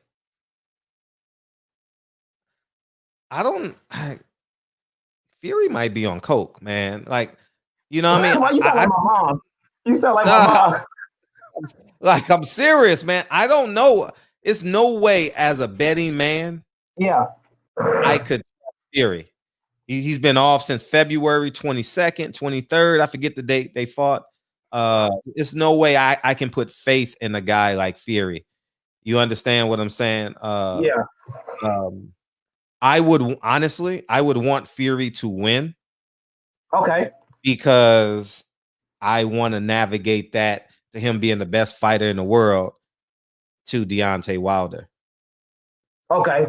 And I want Deontay Wilder to in turn knock him out, which I don't think he may not ever come back to America ever again. You know what I mean? Nah. So he don't sell out here. No, he don't sell. Yeah. But if that arbitration goes well, hopefully he'll have to fight him. You know? What's the date on that? What's I don't know the time frame on it. But from what I can hear is leaning in Wilder's favor. Oh wow. Mm-hmm. So would Wilder so Wilder's gonna let them fight and he's gonna take step aside money, or is he gonna have to fight Fury? I mean, Fury's gonna have to give him a rematch. Say it again. I was reading the chat. I'm sorry. Oh no, you good. So if the arbitration is in Wilder's favor, hopefully he'll have to fight him. Hopefully he'll have to fight him. That would be the optimal goal. Hopefully he'll have to fight him. Okay. Or give up the belt. But if he gives up the belt, Anthony Joshua has no reason to fight him. It's no more undisputed. Yeah, it's no more undisputed. And then he gives up the WBO belt, and then now we got the Oh, yeah. See, okay. So he might as well get to do the rematch. Yeah. So a lot of things go into play. They said I didn't answer your question. Who wins the fight? I said oh shit. I'm biased. So you be honest, because I'm biased. Oh, you like Fury? No, I go with power. Oh, you go with power? Yeah. Oh. Because power is an equalizer. And Joshua been boxing. He's been showing that gold medal skill lately when he fought Pulev. So I just like power. I'm a sucker for power. Man, I think AJ gonna go right to him. I think AJ gonna go right to him. I don't think AJ's gonna. He gonna do that. He gonna do his Olympic boxing like he did Pulev. Yeah. Until he gets frustrated, because Fury gonna keep flicking. He gonna keep flicking his jab at him. Mm-hmm. But if you might be right. We might get Joshua. Who did he go right after? I don't even know who I would root for in that fight. I wouldn't. I don't even know who I would root for in that fight, because I'm disgusted at Anthony Joshua for not taking the $50 million. Yeah, that part. And Fury cheated. So it's like I won't know who I'm rooting for until round one. I'll be honest. Like I'll probably root for the black guy. More than likely. No, I feel it. Yeah, I feel it. I don't know. I honestly don't know. I'm being honest. I have no idea. No idea. Okay. I'm stuck. Any word with is any word on the in the industry about Crawford and Spence? I haven't heard anything. Nothing. I haven't heard nothing. Well, only word I heard is Bob Arum said that fight can't be made until the fans come. That's all. He said that. Okay, now that makes sense. He said that here. About 2 weeks ago. So me with my little promoter hat on, I think the best thing for the welterweight division right now, since no fans can go, is to try to work something out with Crawford versus Thurman. That would be a good little boost for the numbers for the welterweight division, because the welterweight division needs fans. That needs to be a live event. The fights are too big. So no, you did that. Thurman and Crawford. No, you did that. So you would like that fight over Porter Crawford?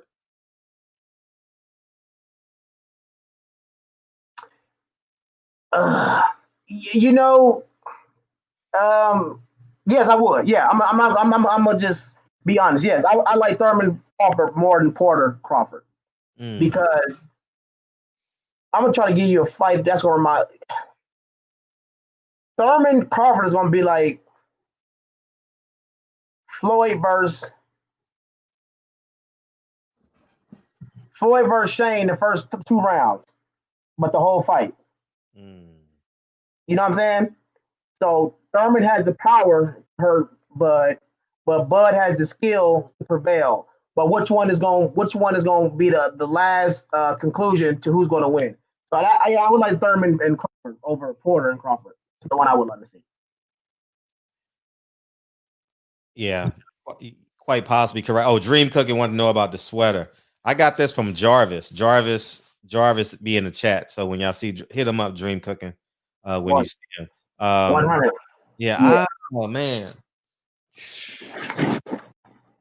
Damn. What fight would I want more? I mean, I'm talking from a logistical side.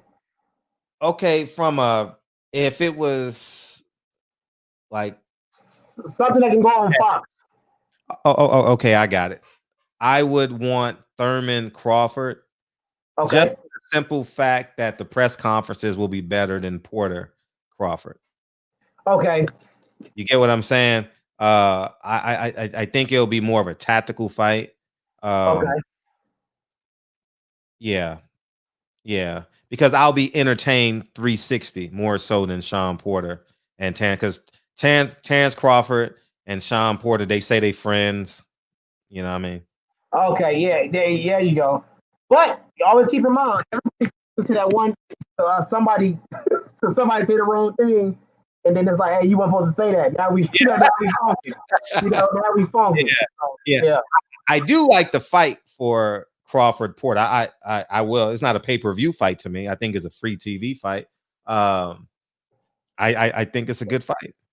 I think it's a good fight. I think it'll be a highly competitive. It's going to be a thick, high temperature fight, and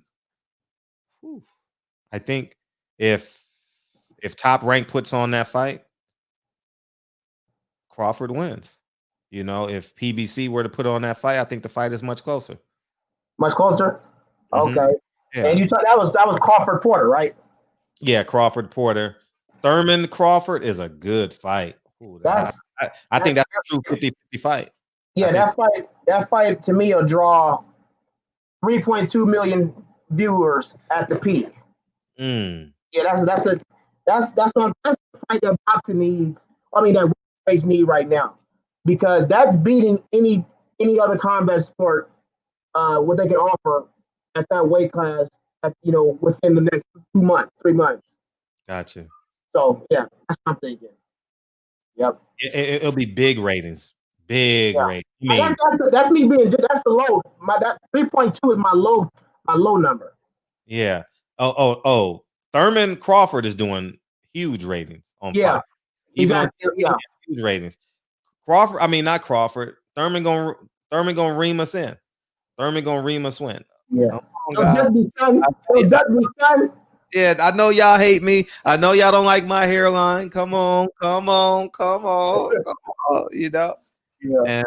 And yeah, he's actually doing an interview on the Boxing Voice tomorrow. So feel free to go check. Yeah, feel free to go check that out. Mm-hmm. Yes, sir. So, but yeah, 100. Appreciate the combo, bro. Good combo. Come on, man, and send me those videos too, please. Yeah, yes, sir. And I need some training stuff too. Immediately, for sure. Yep. Appreciate you, Bobby. All right, bro. We out. For sure. Thank you.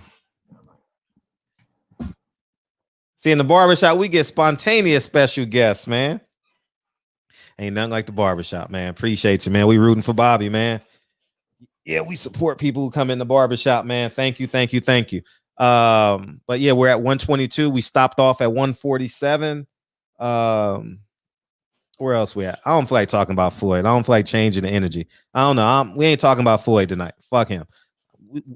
We gonna do what we want to do. I'll change the title of the show. Yeah, man. I think, what's up, DB? I think we need a shot in the arm. We got to. Here's what I was thinking too. Oh, by the way, Desmond got a March 6th, big fight March 6th. Great interview. It was refreshing, right? Isn't it refreshing to like hear a fresh face? You know what I mean? Like, you know what I mean? Remember when we used to watch porn in college and shit? You know what I mean? We're like, oh shit, I got a new bad bitch. You know what I mean? You know what I mean? Or if you didn't go to college, you know what I mean, in your early 20s and shit. You know what I mean? Yeah, I found that bitch. And then you go to your boy, you seen Alexis Sky? You seen that bitch? Sheesh.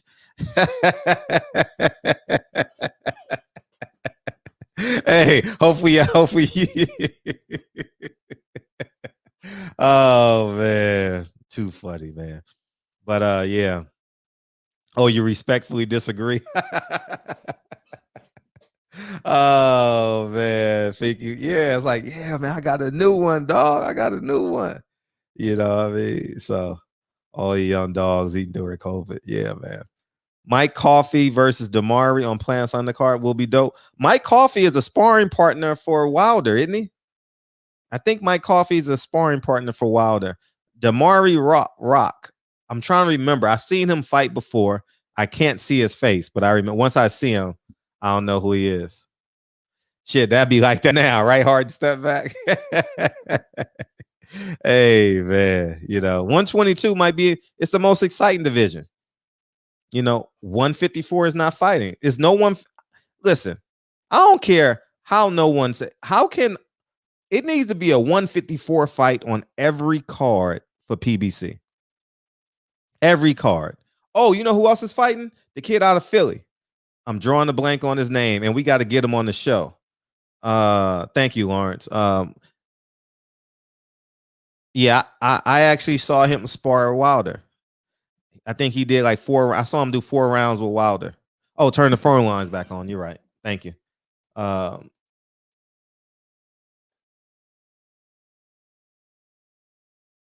lines are open. Thank you. Yeah. Fundura is gonna be on the phone. Is gonna be on the.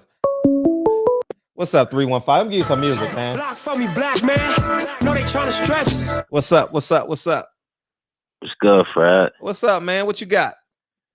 I'm cooling, man. I'm just tired of this fake shit with Ryan Garcia, man. Oh, I told y'all niggas right after the fight. I don't know why y'all believed him.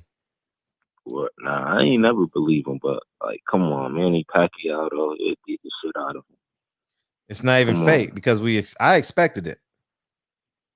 Oh yeah, you did call it though. That's a fact. I mean, everything you call do be coming to light. I mean, I already be knowing. I'll be seeing that shit from far too. So, what's good with Haney? Where you go? I heard you said they suing him, right? Say it again, please. I said, what's good with Haney? You said he's suing the WBC, right? Yeah, he still does, but he ain't got no power though. Like he's just, he has no power. Like the WBC, because the franchise title at 135 strips him of his power. Yeah. You know what I mean? And we heard the interview with Mauricio. So it's strips him of his power. He can take any opponent Devin Haney wants. Now I want him. That's a fact. He actually can take any opponent. If it's WBC mandated, he can go up to one. I'm sorry. Go ahead. What you think he should do? Drop the belt? You got to have a plan if you're going to drop the belt. You know what I mean? You got to be in cahoots with 3 or 4 other fighters and y'all agree to fight each other. You know what I mean? So say like Javier Fortuna while he has the belt. Yeah, and you think you got enough leverage for him to drop the belt if he beat Javier Fortuna? Yeah, and you gotta have you gotta have funding for the fights and all that. You gotta have something in play. You can't just most people just don't quit a job. You know what I mean? You gotta have your next play in line. So if you drop your belt, you gotta have a play for your next 2 or 3 fights. You gotta have that in play. That shit crazy. I'm gonna need people to start sleeping on Shakur too, man. Shakur, that real deal. Yeah, Shakur who is Shakur at this point? Like he don't do Shakur don't do interviews. His fights, Shakur hides in his fight. I wish we got Shakur is an American darling. You know, like to boxing fans. You know, he's a silver medalist. You know, like it's probably the people around him brainwashing him, though, Fred. You feel what I'm saying? Like you got problems with Terrence Crawford. I mean, no, I'm not talking about me. I'm not talking about he got an interview with me. I'm not suggesting he interviewed with me. I'm just saying he goes dark. I mean, one might say he is the most talented guy in boxing. You know, I think so. At his age, you know, I think it's either him or Tank. I don't think Devin actually could do nothing with him after seeing that sparring footage, but it's sparring, so I'm not. You feel me? I can't grade that. So I'm just saying, like, Shakur is one of. If you really comparing somebody to Floyd, I got to start speaking facts. It's gonna be Shakur. He's gonna be able to fight at 147 later on in the road. Interesting. I really can't answer that question because Devin is 25-0 and hasn't been tested. I'm gonna answer that. I know Devin gonna be fighting at 147, but Shakur gonna be fighting there too. And if we get the fight, we get the fight. I'm just saying, realistically, I respect them as a fighter, but we ain't seen them go down. We ain't seen them have to walk up any flight of stairs yet. You understand what I'm saying? Like their resumes is not like where it's like, man, they've been tested. We've just seen highly skilled, highly gifted fighters in the ring for the most part, you know, and half the reason may not be their fault. You know, like Bob Arum is not giving him Oscar Valdez. Bob Arum is not giving him Burchell. Bob Arum is not giving him whoever else, you know. And on the flip side, I see him leaving though. After all seeing with Bob, he left Andre Ward. What did he leave Andre Ward for? I don't know. I'm gonna find out though. Yeah, you gotta find out. I actually could have asked the other day. I just didn't feel like I didn't want no Andre Ward energy in me. You know what I mean? Like, Bozo. I read an article on him. He says, "Well, I wish him the best of luck." When Kovalev got popped for steroids. Oh shit! We 48 hours away, Queen 71. We 48 hours away, Queen 71. She turned the big 4-0. So yeah. Shout out to her. Yo, I'm hearing Andre Ward was trying to come back and fight Joshua too. That shit was years ago. That shit done sailed, man. Yeah. Oh, word. I mean, because he had a chance. He had a contract. I told you guys that years ago. He had a contract. It was for Canelo. He had a 3-fight deal in place, and he actually spoke about it. You know, but I don't know, man. Andre Ward can do what he want to do, man. I don't know. Yeah, he a bozo, man. I don't really fuck with him. I ain't never really fuck with Andre Ward. Yeah. After that interview you had with him, he rubbed me wrong. Yeah, he's a different guy. Andre Ward is a different guy. Andre Ward. You know who I was trying to get in here? I was trying to get Timothy Bradley at the barbershop, man. I wanted y'all to see two niggas go at it, man. I wanted y'all to see us go at it, man. I wanted y'all. That would have been clap. That would have been the most epic debate in the history of histories. Oh man, we would have went at it, man, because he's strong-willed. You know, verbally he is. You know, he's very verbally. He's very believes in what he talk whatever on his body. So you got to respect that. He's definitely consistent with whatever he do. Whatever he do, he is a good fighter. I can't take that away from him. But he be talking some bullshit though. Yeah, he do. He be talking some bullshit. He talks some straight bullshit. I mean, you gotta respect it because he's consistent and he back his shit up. So yeah, I mean, at least he ain't no coward. You feel me? So you gotta respect people like that. Hey, y'all should go to Timothy Bradley's Instagram and go to his comment section and say, "Don't duck the barbershop." Come on. Tell him don't duck the barbershop. Don't duck the barbershop. Do that. Don't, hey, y'all go to Timothy Bradley's Instagram and say, "Don't duck the barbershop, son. Don't duck the bar." I tried to get him on.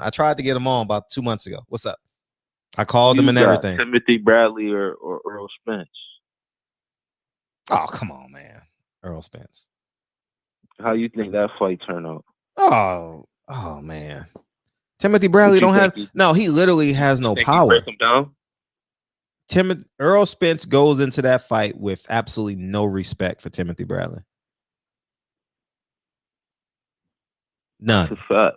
Zero. None. So you think Bud Crawford stopped Timothy Bradley? Who? Bud Crawford.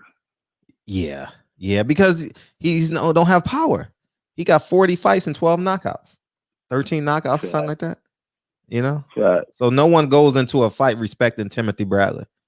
You know, especially of that cloth. You know, they talk about Floyd ducked that nigga. Floyd ain't ducking that. Nah, nigga. Floyd ain't duck him. It was just politics. You know, politics. And Floyd didn't want to. Floyd didn't want to fight a black guy. Nah, he didn't. Mm. He didn't. Whatever inside. You gotta have a country behind you. You gotta have a country behind you, man. We got to stop falling into that narrative. What country does Ryan Garcia have? What country does Canelo have? No. Canelo ain't got no country supporting him. He got fans just like everybody else. You see Ryan Garcia out here clout chasing off all the black motherfucking names. Yeah, and they fell for it. I don't listen. You can't blame me. No, I'm not. Man, Devin, all of them fell into the trap. Devin and Tank fell into that trap. No, man, you got to call that nigga out. You should have called him for what he is. And Devin, he's a coward. You've been telling Devin. He a coward. He definitely a coward. You don't fight me, you're After a coward. that fight, once he got knocked down, you knew he ain't ready for you, man. Mm-hmm. You know he not coming into that fight. Right. Oscar even said it in that whatever they had after his fight, that little ceremony. Mm-hmm. He said Ryan was the man and he could do whatever he wanted to do. Mm-hmm. He's staying away from him. Yeah. He told them, man. And right after that, he started calling people out and they fell for it. And you told them right before he called people out. Mm-hmm. He's not fighting nobody. He's not. Why y'all falling for it? He ain't fighting no Tank Dave. He ain't fighting no Tank Davis, nor is he fighting Ryan Garcia. Man, Tank Davis should take something off his career, man. I don't think people understand the skill Tank has. They see Tank get touched up, but that's Tank setting some shit up. Mike Tyson used to get touched up. You feel me? Crawford get touched up. I know you ain't too highly on Crawford, but Crawford get touched up to set some shit up. Yeah. Sometimes when you see people get touched up, it's not always bad. It's not bad. If you could take it and you could give whatever that person giving you, that's all that matter at the end of the day, man. I'm telling you, Tank got skill, man. Yeah, Tank got skills. I'm ready. That's why I see Tank fight like a real professional. He fight like a grown man. Tank's a hell of a fighter. Tank's a hell of a fighter. A fact. These other fighters type amateurs. Mm-hmm. Tank's a hell of a fighter. Tank's a hell of a fighter. Tank is a hell of a fighter. That's why I want to see Devin Haney and people like Caleb Plant pick it up with their power. Yeah. You feel me? It's like they hesitant. They scared to get touched. You feel me? Once they get past that, it's gonna be lit, man. Yeah. They gotta test their jaw. That's why I want to see Devin Haney fight Javier Fortuna, and I want to see Caleb Plant fight Benavidez. Yeah, Caleb. I wanna see those fights. I'm hoping Devin gets Fortuna because he answers a lot of questions. Fortuna is qualified for anybody as an opponent. You put him in there with Tank, you put him in there with whoever else, he's qualified. When and if I will say when, because I'll be rooting for Devin. When Devin gets by Fortuna, I don't want to hear no more questions about his resume. Who is he as an opponent? Who is he? That's just fact. And we got to be satisfied with how he wins. If he's a boxer, accept him for who he is. He's a fucking outclassman, mature boxer. You understand? Tank wins how he wins. Devin wins how he wins. Now let's see the motherfuckers go at each other. You understand? Like, so if he gets Fortuna April 2nd, I want to see it. And I believe he gets by him. I think Fortuna is. I see Tank not getting in there with Devin though. I see Tank. I see the black fighter. I see Tank getting in there with is Shakur Stevenson. Now we got a fight we got to push for. Thanks, Lawrence. A fight we got to push for because Tank really doesn't have an opponent right now. Mm-hmm. Gary Russell. Yeah, because Tank responds. Tank responds to that shit. Tank loves Twitter beef. He loves responding to fans and shit. Yeah, we gotta hop in the comments. Yeah, tell Tank to fight a black guy. Bradley, tell Tank to fight a black guy. Same way we do Timothy Bradley, we Yeah. got to do it to Tank. Yeah, we got tell Tank to fight a black guy. That's the two assignments. Yeah, you from Baltimore? Tank, fight a nigga. That's just fact. Fight a nigga, dog. I know he gonna fit a black man in his resume, so I mean, I'm not stopping that because he's taking the Floyd Mayweather route. Granted, I'm just thinking like, which black fighter you gonna pick? And I think it's gonna be more so Gary Russell. I think it's gonna be a Gary Russell because you feel me. Floyd fought Zab Judah. Yeah. At that point in Zab Judah career. Good point. Good point. 100% Zab. Good point. Zab. You feel me? But it was a decent Zab. You feel me? So they probably feel Gary Russell is at the end of his career based off the competition that he's facing. So that's just the analysis that I see. But the second black fighter I seen fighting the Shakur, I don't see him really fighting Devin. I see Floyd got too much love for Devin, and I don't think he'd put Devin in there with him right now. I think he'd rather see Devin succeed. Okay. All right, now get off the phone, nigga. Peace. You wanted Devin too at the point. And yeah, that's a fact, man. Shout out. Thank you for giving me the line. Oh, it's hard, dog. Peace. What? Yeah, man, make good points. Tell Tank to fight a nigga. You know what I mean? And I'm not hating on him. I just want to see Tank fight the best. I want to see Tank fight Gary Russell. You know, Leo Santa Cruz.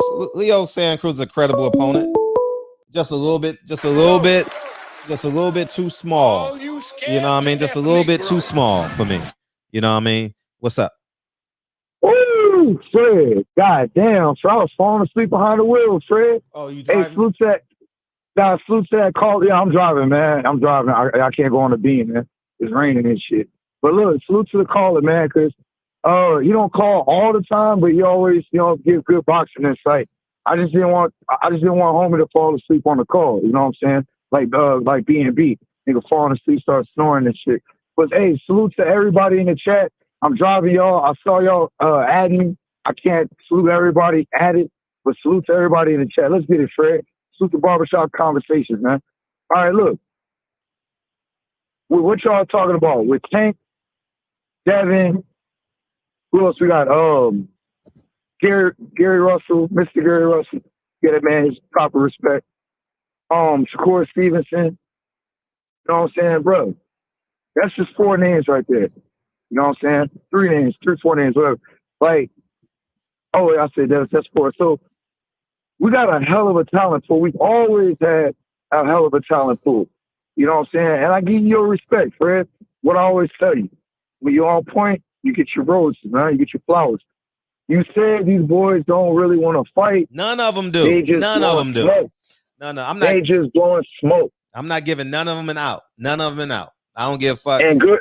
None of them. All 4 of them. And they not the motherfucker. And here's what annoys me too.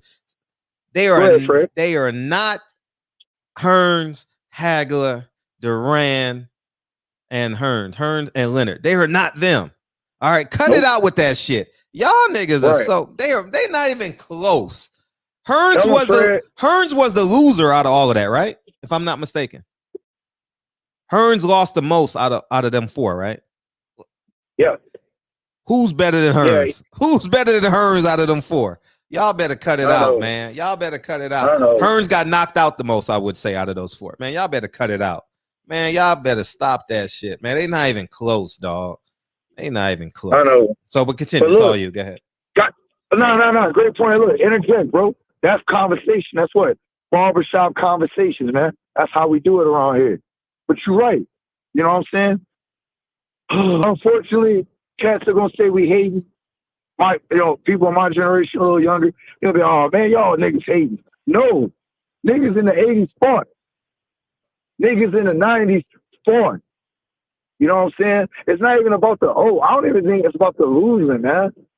You know what I'm saying? It's like, bro, y'all could have had, look, the first person I think I ever heard make this point was Junior the Truth. Salute to Junior the Truth. Blue Blood made a similar point, and BFTV. That's how you know great minds think alike. They've all said that, bro, in this era, we could have had a dynasty, man. We could have had rematches, trilogies, you know what I'm saying, as they move up in the ranks. You know what I'm saying? A fight apiece or 2 fights of it. It don't matter how you break it down. We could have and still could have some great boxing. You guys are young still. They still young. But the other two, Mr. Gary Russell, you know what I'm saying? Like, look, bro, I done gave my opinion on him. I love that man's skill. I think he's got some of the highest skills in boxing. And I'm going to compare his situation to Devin Haney. Now, I talked to Bill Haney personally. Salute to Trill Bill. Salute to H Money for setting that up. Salute to my brother Reggie Owens for the platform. Salute to my brother Tank too. Everybody that was over there supporting, salute. And salute to Champside. Hashtag Champside Promotions. You know what I'm saying? We getting paid over here. Anyway, with Devin and Gary, they have similar situations, but different. As far as nobody wants to fight them, or they can't get the fights that they really, really, really want. Right? So you made a great point, bro. Fred, you made a great point. What'd I say? If Kill wants to over-Trump Devin, like troll Devin, and take his mandatory, that's fucked up that they allow him to do that. So it's fucked up that I'm about to say, but it's true. According to Solomon and how they doing it. It's fucked up, but the franchise trumps the fucking regular WBC, and that's fucked up. That's fucked up that people are allowed to have this fucking bullshit franchise fucking title. And you could pick and choose. And bro, what happened to the best fight the best, Fred? What happened to that? That's why the point you made is the greatest. Hagler, Hearns, Leonard, and the Mexican. Actually, he wasn't Mexican. He was from Panama. But yeah. All right, well, cool. The Latino. Cool. From Latin. Yeah, the Latin. Oh, because I appreciate the edification, my man. From Panama. All right? No moms. Now watch me be wrong. It is, hey, you better not be, bro. You better not correct me and be wrong. But anyway, bro, like the thing with it is, when I talked to Trill Bill, he had a great explanation. He said, no, we paid these sanctioning fees. You know what I'm saying? You can't have 2 champions paying the same sanctioning fees. Basically, he was saying, to paraphrase, it's against the law. And salute to Trill Bill, bro. I know you listening. Salute, bro. Much love. It's against the fucking law. So it's like what I like to see, you know what I'm saying? At first, I would have loved to see Devin say, fuck that belt, and just go do what he had to do. But then you made the great point of, bro, you can't just quit a job and not have another job in place. You got children to feed, a roof to sustain. Same thing with boxing, man. You gotta look at this thing like life, realistic, man. You know, Devin's not gonna give up his title for nothing just to be titleless again, and he shouldn't. So I want to see the outcome of my man Trill Bill taking these faggots to court and doing what he has to do, man. Because it's bullshit that his son, you know what I'm saying, he works hard for his son. He works you know hard. What I'm saying? Yeah, Bill is the hardest working promoter in boxing, for sure. Absolutely. Absolutely, man. Absolutely. Absolutely. That's why we love Trill. We love Trill Bill. Salute to the bank. You know what I'm saying? Absolutely, bro. And the thing is this, my point. We would like to see Devin say, fuck the WBC. Of course we would like to. But that man needs to get his fucking money. At the worst case, you know, if he can't get the right, if we can't get legal litigation on like this whole belt situation, go get your money, young man. Go get your money, young man. Because that's what you deserve, bro. You don't come here, Suleiman, and count a black man's pockets, you son of a bitch. You don't come here and count a fucking 21, 22-year-old's goddamn pockets. The fuck wrong with you? Was it not enough that we provided the towels when you got off the Rio Grande? Was that not payment enough? We dried your back off. Was that not payment enough, Suleiman? We gave you dry, clean towels when you climbed out the fucking Rio Grande, and we dried your back off. Was that not payment enough? Son of a bitch. What's wrong with you? Count another man's pockets. That man is a young man. Why the fuck are you worried about if he makes millions? Why? Because you're trying to steal from him? Trying to double dip? with see a female, see a female, salute to DB, see a female. Fuck wrong with y'all, man. Fuck wrong with the WBC. Everything that Ali stood for is getting tarnished because y'all bitch asses.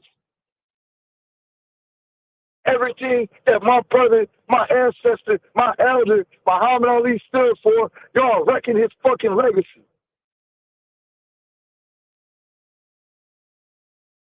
At the end of the day, man, you shouldn't worry about how Devin Haney is getting paid or how much he's getting paid because he did the fucking work. You watch that man's Instagram, every goddamn day he's in the gym getting it in. Right. Grinding. I agree. Working. Devin does work. Devin does work. He's always in the gym. Every day. Facts. You see a story Facts. with him in the gym. Yep. True. Facts. Building his craft, getting better. Then he's got a hell of a dad behind him, pushing him. Yep. How much of a fucking story else do we need? That's a hell of a fucking narrative to sell. Devin sells himself. Then on top of that, the young man has his own goddamn promotion company. Yeah. Doing everything right. Clean too. Don't hate facts. Don't hate the player. Hate the game. Yeah. If he was a car, he would have a clean title. Facts. Clean. Clean. If he was land, he would own it. Tax free. That's how they got it set up. That's how Oakland niggas do. Salute to the Bay. Salute to Oakland. Yeah, salute, nigga. Salute. Real Oakland players, man. Real Oakland players. Salute to the goddamn West Coast. The coast I love the most after the third coast. You know what I'm saying? Because I'm from Louisiana. I love Louisiana the most. But I love the West Coast, man.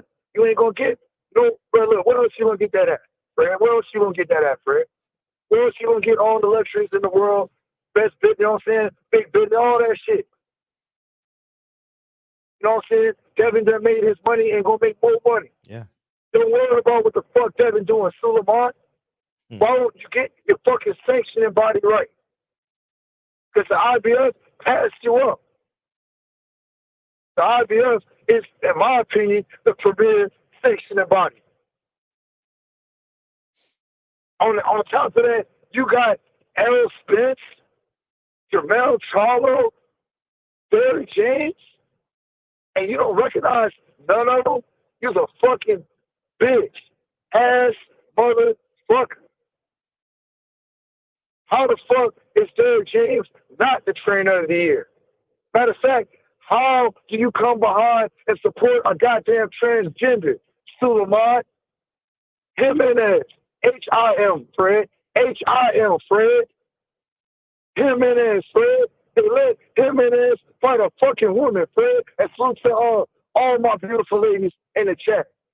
Salute to Queen 71. Happy early birthday, love. Salute to my sister, Patricia Sheldon. And salute to my copper-colored chief, Unique Dawn. I see her. But how the fuck do y'all let a fucking transgender fight a real woman? And then defend the bitch? The fuck? Where they do that at, Fred? In the Rio Grande? Because I don't know nowhere else where they do that shit at. Anyway, man, that's my call, Fred. There's a lot of bullshit going on that I don't respect. And it's up to channels like Barbershop Conversations, Champside, Blue Blood, BSTV, Junior the Truth, Cali Enigma. You know what I'm saying? Channels like this, man, to call out the bullshit. Why? Because so-called black media runs this motherfucker. And since been and gonna keep running, bitch. Fuck you, Suleiman, and fuck the WBC. I'm real rap, man. We out. Peace. Salute to Louisiana. Salute to Barbershop. We out, bro. Thank you. Safe travels. Safe travels. Safe travels, all my truck drivers on the road, man. Shout out to MIAO, man, and the third shift down there in Texas. Shout out to Champion Heart, too. He's probably on the road somewhere as well. Yeah, man. Yeah, man. It's tough. And hey, Broderick, you're going to like this show because I said Showtime had a hell of a card last night. Showtime had a hell of a card. It was a great card. It was a PBC card. It was a great card. Great card last night. If they do good, they do good. If they do bad, they do bad. You know what I mean? And we got to celebrate when they do good. Shout out to Steven Espinoza, man. I'm trying to get Steven. Oh, here it is.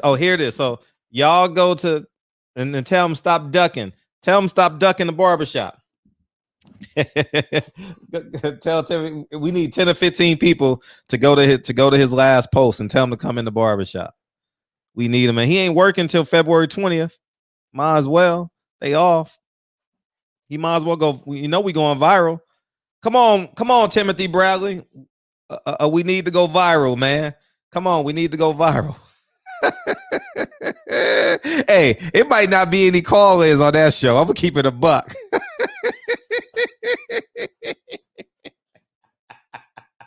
Y'all might not make it that night. It might just be pure flames in the shop. Pure flames. Oh, you did, Dave Jack? Yeah, I liked it already, Dave Jack. I liked it. Yeah, man. Showbox got a card and February 20th. That's good. That's good. Keep the hits coming. Keep the hits coming.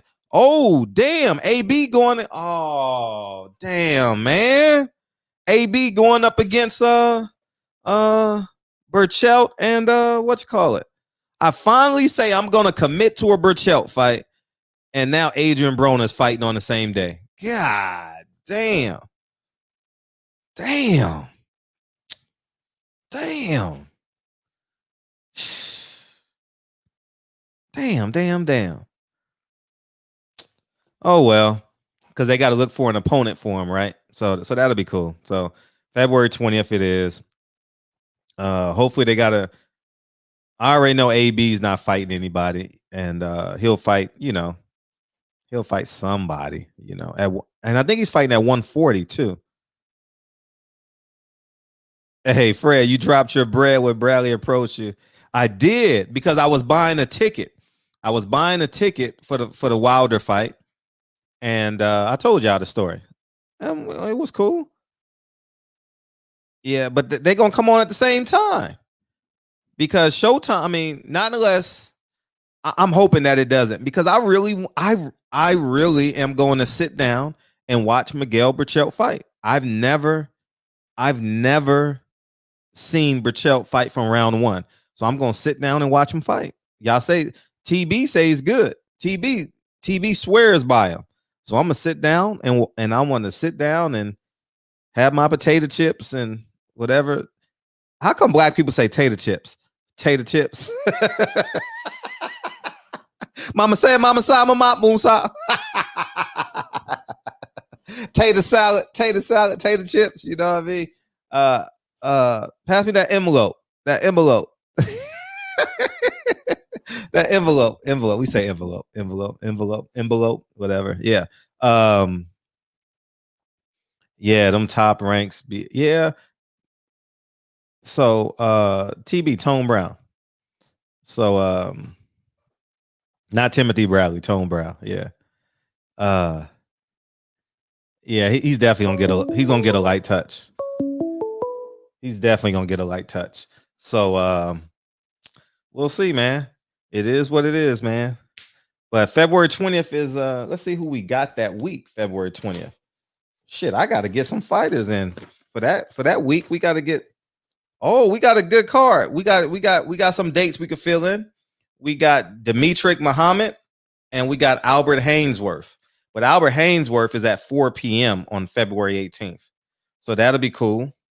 That'll be really cool. Yeah, so that'll be cool.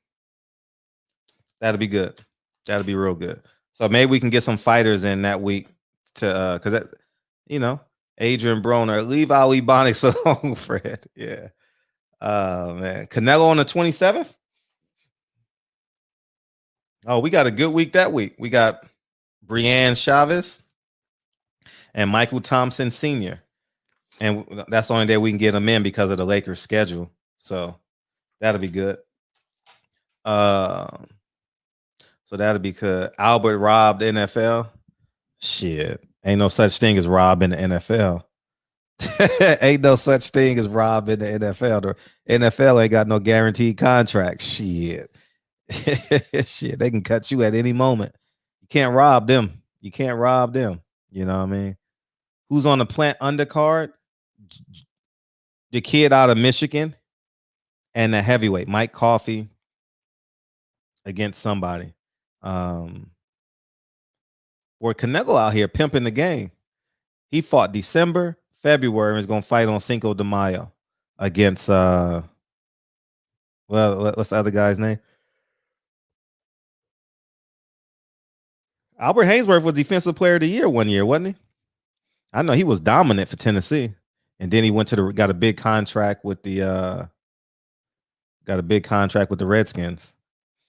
I remember that. That's when I used to play Madden. Yeah, he got sick too. So it's gonna be a great interview because here's the catch. See, this is a great show where we get to really interview these guys because you never know how media portrays these guys. Like media can just remember he was the highest defensive player in the NFL. You know what I mean? So these media members don't like these Negroes getting all this money. You know what I'm saying? So he went to Tennessee, right? He went to Tennessee. Gabe Flores on the undercard for Valdez. Yeah, that makes sense, But it don't have a crowd though, so it didn't make a difference. Gabe Flores, I've seen him fight once. He's kind of twitchy a little bit. He's a boxer, right? Kind of twitchy. It'd be so many fighters on. The one thing about Top Rank, they cards be so long. Like I get because they go on the app or something early, and then by the time they go to the TV, yeah, he from Stockton. You're right. I'd be so exhausted from boxing. I just watch the main event sometimes, So, but hopefully, Top Rank has puts on a good card. I don't know how this card is going to be for Fox this week. Caleb Plant is in a wash fight. I don't know who. What's the white kid's name out of Michigan? He trained in the Bay for a little bit with I forget, man. What's his name? Damn, starts with a J, right? What's his name? He got married. He's a good guy too. He's a good guy. Joey Spencer. Thank you. Joey, he's a good guy. I like Joey. Joey's cool, man. We'll get him on the show at some point. Oh, man, we'll get him on this week. I got his number. Let's see. Nah, we can't get him on this week. Nah, because we got David Benavidez Saturday. Nah, and I want to hang out with y'all the 20th because we still ain't talked about American Skin. So Wednesday or Thursday, we got to talk about American Skin. And then we going to need a day to get over that Kobe shit on the 26th. It's going to be a rough show for some of us. And it's going to be a celebration for hopefully for most of us. And yeah, so we'll talk to Joey after the fight. I like Joey, but I got tired of saying, yeah, he was unimpressive in his last couple of fights before his last fight. And his last fight, he started looking good. You know what I mean? And but American Skin, yeah, the end. I was disappointed in the end too. Like we got too much humility, man. We got too much humility, dog. Too much humility.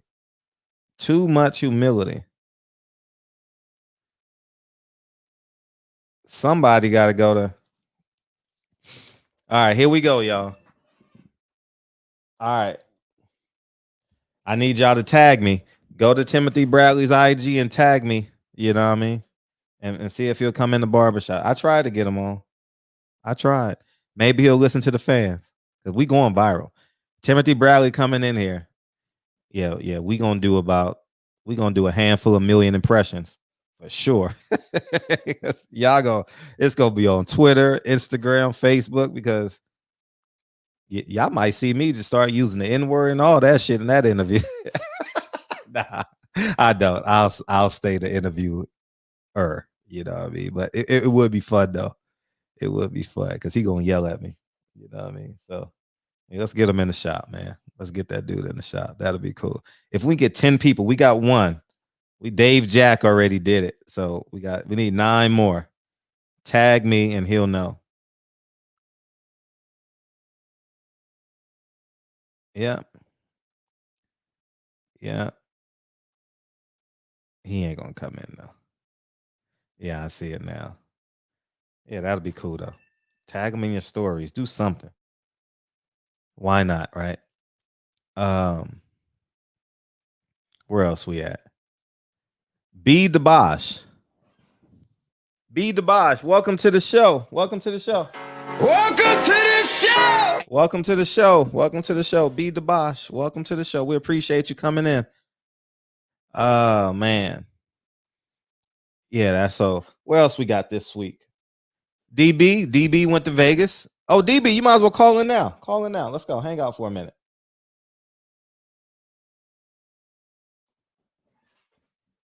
Oh, anytime. BD. We ain't had a BD in the shop we haven't had a BD. We've had a TB, we've had a DB, but we've never had a BD in the shop. Oh man. So DB was in Vegas this weekend. I don't know why I didn't call you, man. I wanted to put some money on the. Oh, we got one more call before DB. What's up, 707? What's up, Fred? It's your boy Bish, man. Desmond Bishop. Hey, what's man. up, Desmond? Man, you got your heart broken today, huh? Oh man, I was kind of, but you know what? Though? I'm gonna keep it. I'm gonna keep it all the way a buck. You know, with the black coordinators, you know what I mean, who I also play for. I was like, oh, okay, I got it. Like, so, but you know, it's a business too. So, you know, in my squad, I'm a Niners fan. I'm from Frisco, so okay. I'm truly a Niners fan, but I was calling because I had a question, a couple questions. But I was thinking like, are we looking at the boxing game different, or should we look at it differently, right? Because you know how if you go back, right, just in our community, right, before you know, cats a fight. Now it's more, you know, that cats quicker to grab a gun, and you know, so, and that's just what it is. Like it things are changing, right? We evolving, and you know, so back in the day when you had the, you know, the Hagglers and the Hearns and you know Sugar Ray, it was you know, best fight the best. But now, you know, in this era, it's just different. It's just different. It's more about money. And I think and to a certain degree, you know, the fighters are getting smarter, and maybe that's why, you know, we can't really necessarily get the fights that we want. So is it like, so, and I had an idea. I was like, I don't know if it would work or not, but I was like, you know, like the Ryan Garcia, how he really duck and tank because he want to fight Pacquiao, because if you know, look at their profiles, that's a money fight. Yeah. Right. Black people, we don't like it. We probably ain't gonna watch it, but a lot of the world gonna watch it so they can monetize it. So we really can't be mad. Like, we just gotta do it too. Like, all right, y'all want to do it like that? Well, then how do we get our fighters that we want to see, and you know, couple them with, you know, maybe some, not stars, but you know, even with each other. And the way that you would have to do that too, and I keep saying it, I know, you know, the middleman, like there can't be a middleman. We got to go straight to the source. And so my idea, I was like, what if like you had like a King of the Ring situation, right? Where you had like, you know, Shakur Stevenson, Devin Haney, maybe throw in like a Terrence Crawford, and even an Earl Spence, right? Sure. And you know, let them spar, right? Do it like a, you know, little small production, make it something affordable, $10, $20, and let them, you know, King of the Ring spar. So first you got Earl Spence, Crawford, right? Whoever wins the round stays on. Boom, and they all at each corner, right? So now they not only are they getting work, but which they was gonna get anyway because they got to spar to get ready for their next fight. But now they monetize it, right? You got to spar anyway. Now you monetize it because and I don't know about everybody, I would pay. Like so instead of like pushing back, you know, against the, you know, Mayweather's fighting the Logan Pauls and the McGregors, Like, why don't we get along? Get this, because we live in a capitalist society. At the end of the day, it's about money. Right. So we gotta like stop saying, "Hey, let's be fucking roots in the bed." No, hold on. How about we still, get the sweet science and still get, the fans? We get our thirst out, and the fighters can still make money, and we still can see the best fighting the best. Or I was just thinking like, a way we can just be more creative, because at the end of the day, I feel like we're gonna just be, we're gonna be upset. Like we not gonna get what we want to see, especially not with these other cats. They gonna Ryan ain't fighting no Tank. Like, you know what I'm saying? Like, come on now. Right. But and the crazy part about it is, even if he does, if he lose, he might fuck around and lose his life, but not like that. But he's not gonna lose his fans. Like, you know what I'm saying? Like they like him for his Instagram, personality. Sure. So he could fight again 10 days later, and his fans gonna tune in. Right. And and that's what it's about. Like, so our fighters gotta create profile and not to the world, right? Because I know you feel a certain way about Terrence Crawford, but like this dude stops everybody fight, entertaining fighter. Entertaining, yes. I feel like he shouldn't have to say anything. He shouldn't have to pump himself up to boost his profile. If Terrence Crawford was fighting and we all got behind it, or Spence, or any of our fighters, we hop on, be like, what? All I got to do is pay this much. All right, last question before I go, because I'm wiping on my head right now. So if in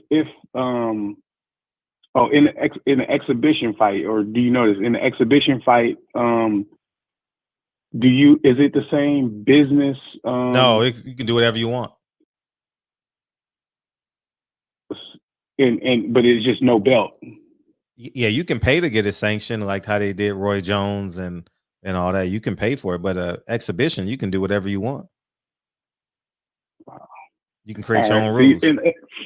And like that, right? It's like, so for me, and I understand, cats want the belt and the glamour, but like, if you do an exhibition, I just want to see the fight. Like, I don't know, I'm just speaking for myself. Like, I don't care about all of the belts and yeah, all I get of what that, you're saying. right? Let me see the fight, and then when whoever win and lose, I just want to see you fight him now, and then you fight him, and then we just maybe even that's too easy. Smaller amount. That's too easy. That's too easy. Not unless you got $20 million.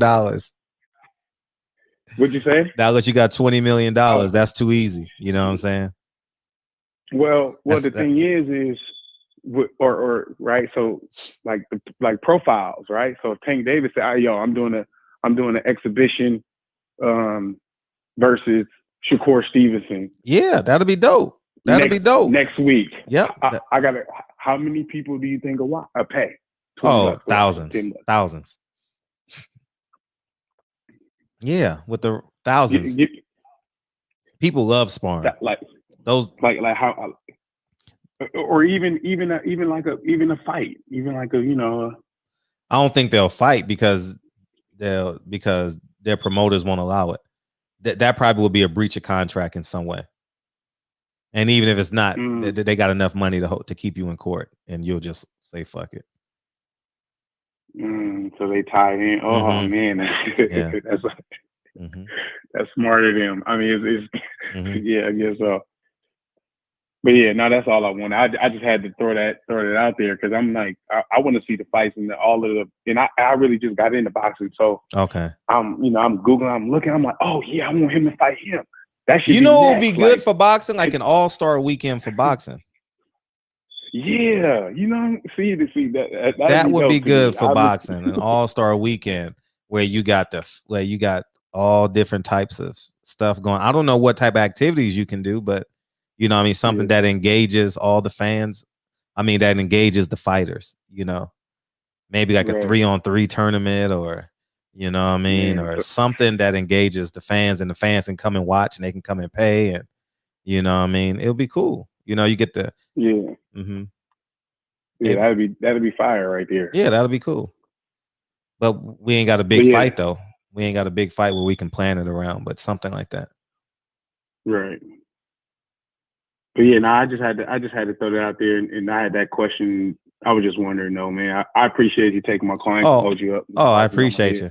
But yeah, for sure. I'll see you I'm on in a couple of days. Yep, on the 4th, February Whatever, 4th. I was talking about you sure. today. Yep, on the 4th.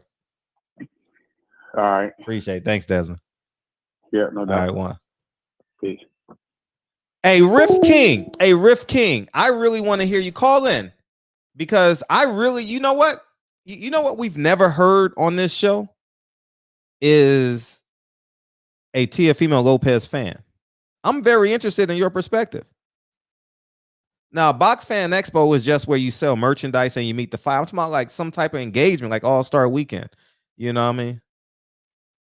Yeah, we need our platforms to fight on. Hey, what's your area code? Call in. I'm very interested in the perspective of a Teofimo Lopez fan. I don't even think I've heard one before. I'm being honest. I don't even think I've heard a Teofimo Lopez perspective. I haven't seen no one do a video on it or nothing. So I'm very interested. Where'd you go? You disappeared on me. The guy he's from the UK? Call. Oh, he can't call in because he's from the UK? Damn. Call from WhatsApp. Oh, he's a troll? Oh, well, fuck it. All right, what's up, DB? Call me now, man, because they'll never call in. Because I've never heard a video where someone explained Teofimo Lopez. Oh, you're from Morocco? Can you call in? Riff King, can you call in? Are you coherent? Use WhatsApp and call this number. It's free if you use WhatsApp. Oh, but this is not a WhatsApp app, so it probably won't go through. There he is. Call. Oh, it's too expensive for you to call in. Oh, you got to use a Google number. Y'all know how to do it, man. Get a Google number. He said, "Call it." Okay, B. Hey, B. Dabish. B. Dabish. Dabish. Got me sounding like Snoop Dogg in here. Dabish. Yeah, WhatsApp is free, but I don't know if you can call this number because it's not going to answer. So, oh, he could beam in. Yeah, beam in. Thank you, Reggie. See, I'm nothing without you, Reg. Hey, you're right. While DB's calling in. Did I just hang up on you, DB? Get the fuck out of here. I think I pushed the wrong button, DB. Call right back. Yeah, he could beam in. Beam in. That's free. You ain't got to show your face. But beam in, because I'm interested to hear Teofimo Lopez. I've never heard a Teofimo Lopez perspective, ever. Never in my life. So I'm very interested. There it is.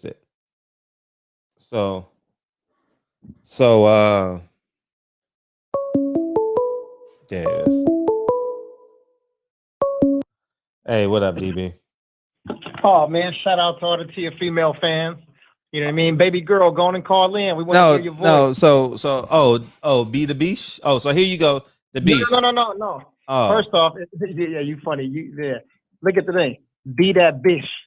You know what I'm saying? Like that bitch. I know. Like man. I'm that one. Okay, so she got to beam in then. If you got a name like that, you got to beam in.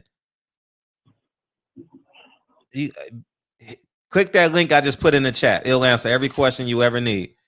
You know what I mean? Because in the barbershop, we like when the moms bring their kids to the barbershop. You know what I mean?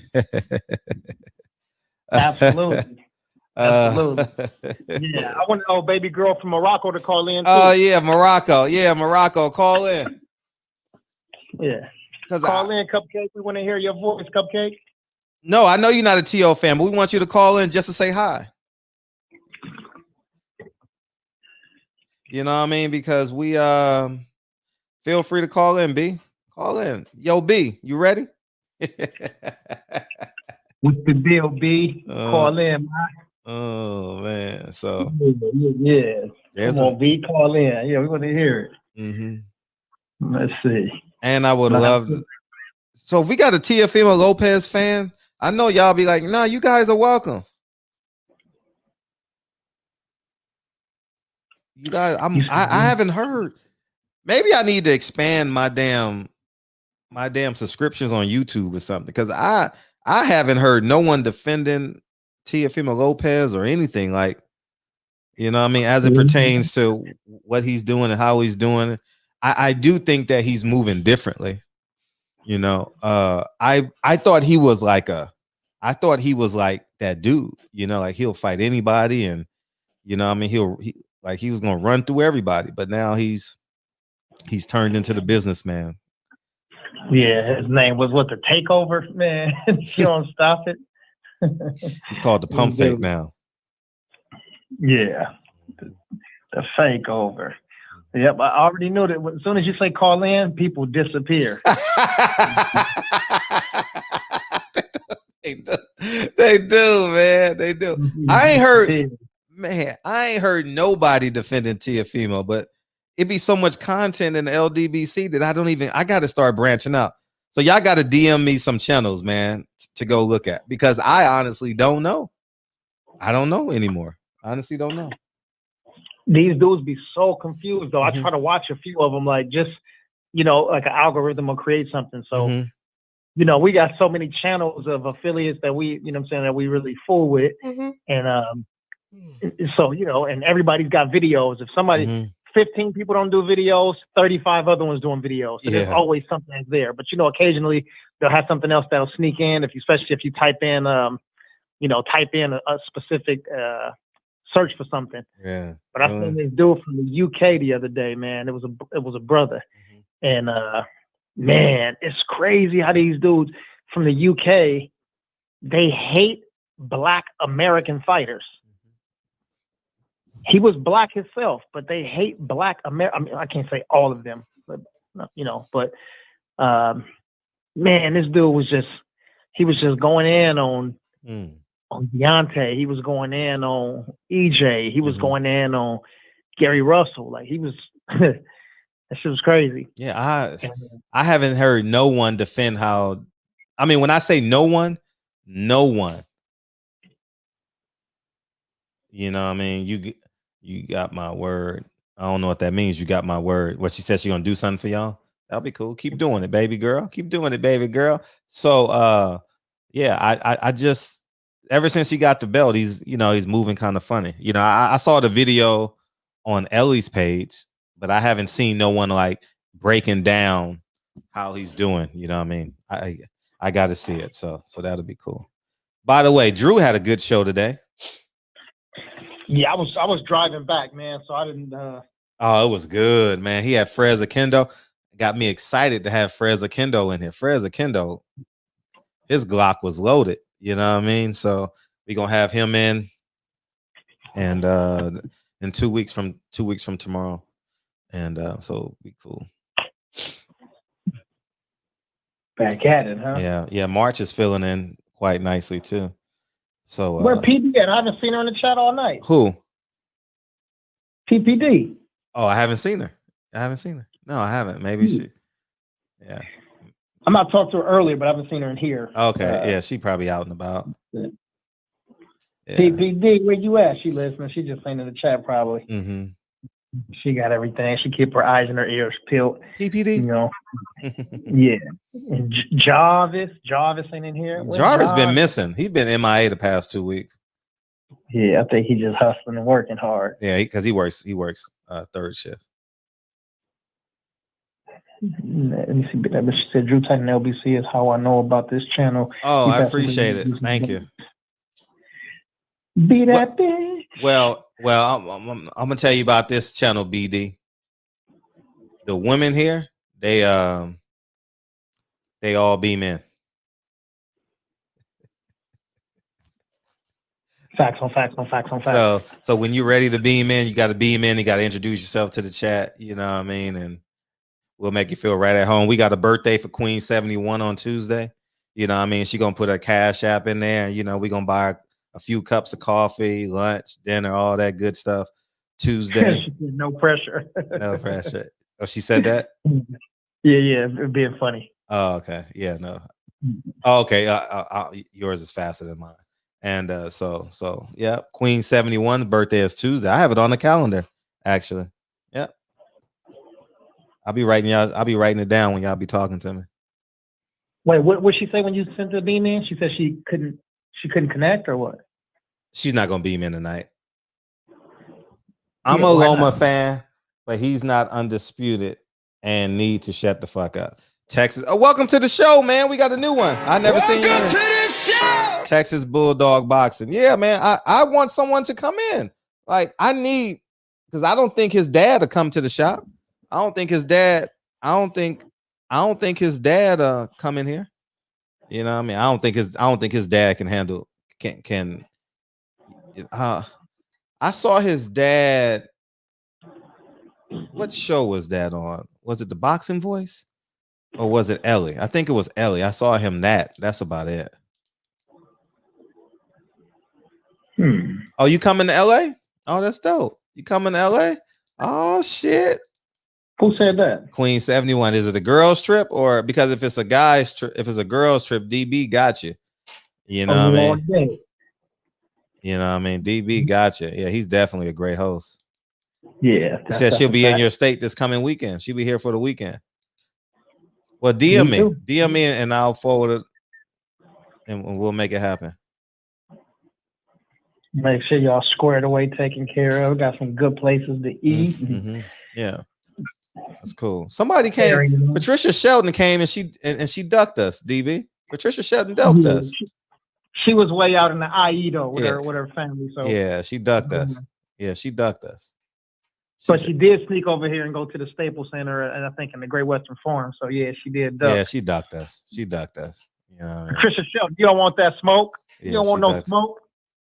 Keep that same energy. Oh, you're coming to the marina. Well, that's close to me, so let me know. That's close to yeah, you did, Patricia. You definitely ducked us.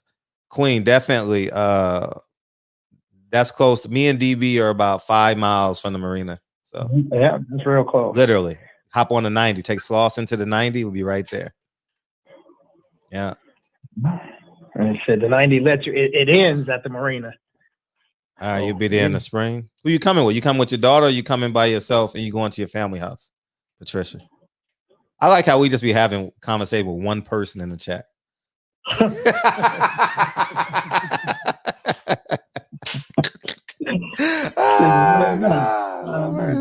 That's funny. All right, cool. Hey, did your daughter make it back safe? She had that 24-hour drive. Oh yeah, she drove it. She's coming by herself. Okay, well, don't duck DB and I this time. All right, don't duck us. Don't duck us, son. Yeah. Yeah, maybe it should be that bitch. She said, "Let me see. Why did Riff leave? Laugh out loud. What the fuck? I'm still here. Ugh, that's lame. He left. Yeah. So whenever these dudes are so-called, I think the only person that really has be home Friday. Or a fan that calls in is I can't think of the dude's name. He got a bunch of letters and shit, but he called Reggie Owens' show last night, and this dude is a DSG fan, like DSG, JFL. Yeah, he ain't been in here. He hasn't been in here in like 3-4 months now. Where he been? He was on Reggie's show last night, and this dude was trying to school me on MMA. This dude, man, if Roger Mayweather was a part of the MMA community, he'd have been alive and said, "You don't know shit about fighting." This dude was saying some way out shit. He's just as fanatical about Conor McGregor as he is about Danny Garcia. The difference is, though, he really don't know shit about MMA. Mm-hmm. He think MMA is called UFC. Oh, I get it. Hey, yeah, we gotta get Jack Reese back on. He wanted all the smoke that night. He was like, "Give me all the smoke." We gotta get him back on. Yeah, OG Jack Reese. Jack Reese is a boxing fan of mine, man. He always invite me to dinner, man. You know what I mean? But I be strip club hopping when I'm out of town, so I don't know. You know what I mean? So I'm not gonna say, "Hey, Jack Reese, you want to go to strip club with me?" I don't think that's gonna work. So I'll be on the go. Me and my little rental car be on the go. Y'all know I get them little ass $12 a day rental cars too.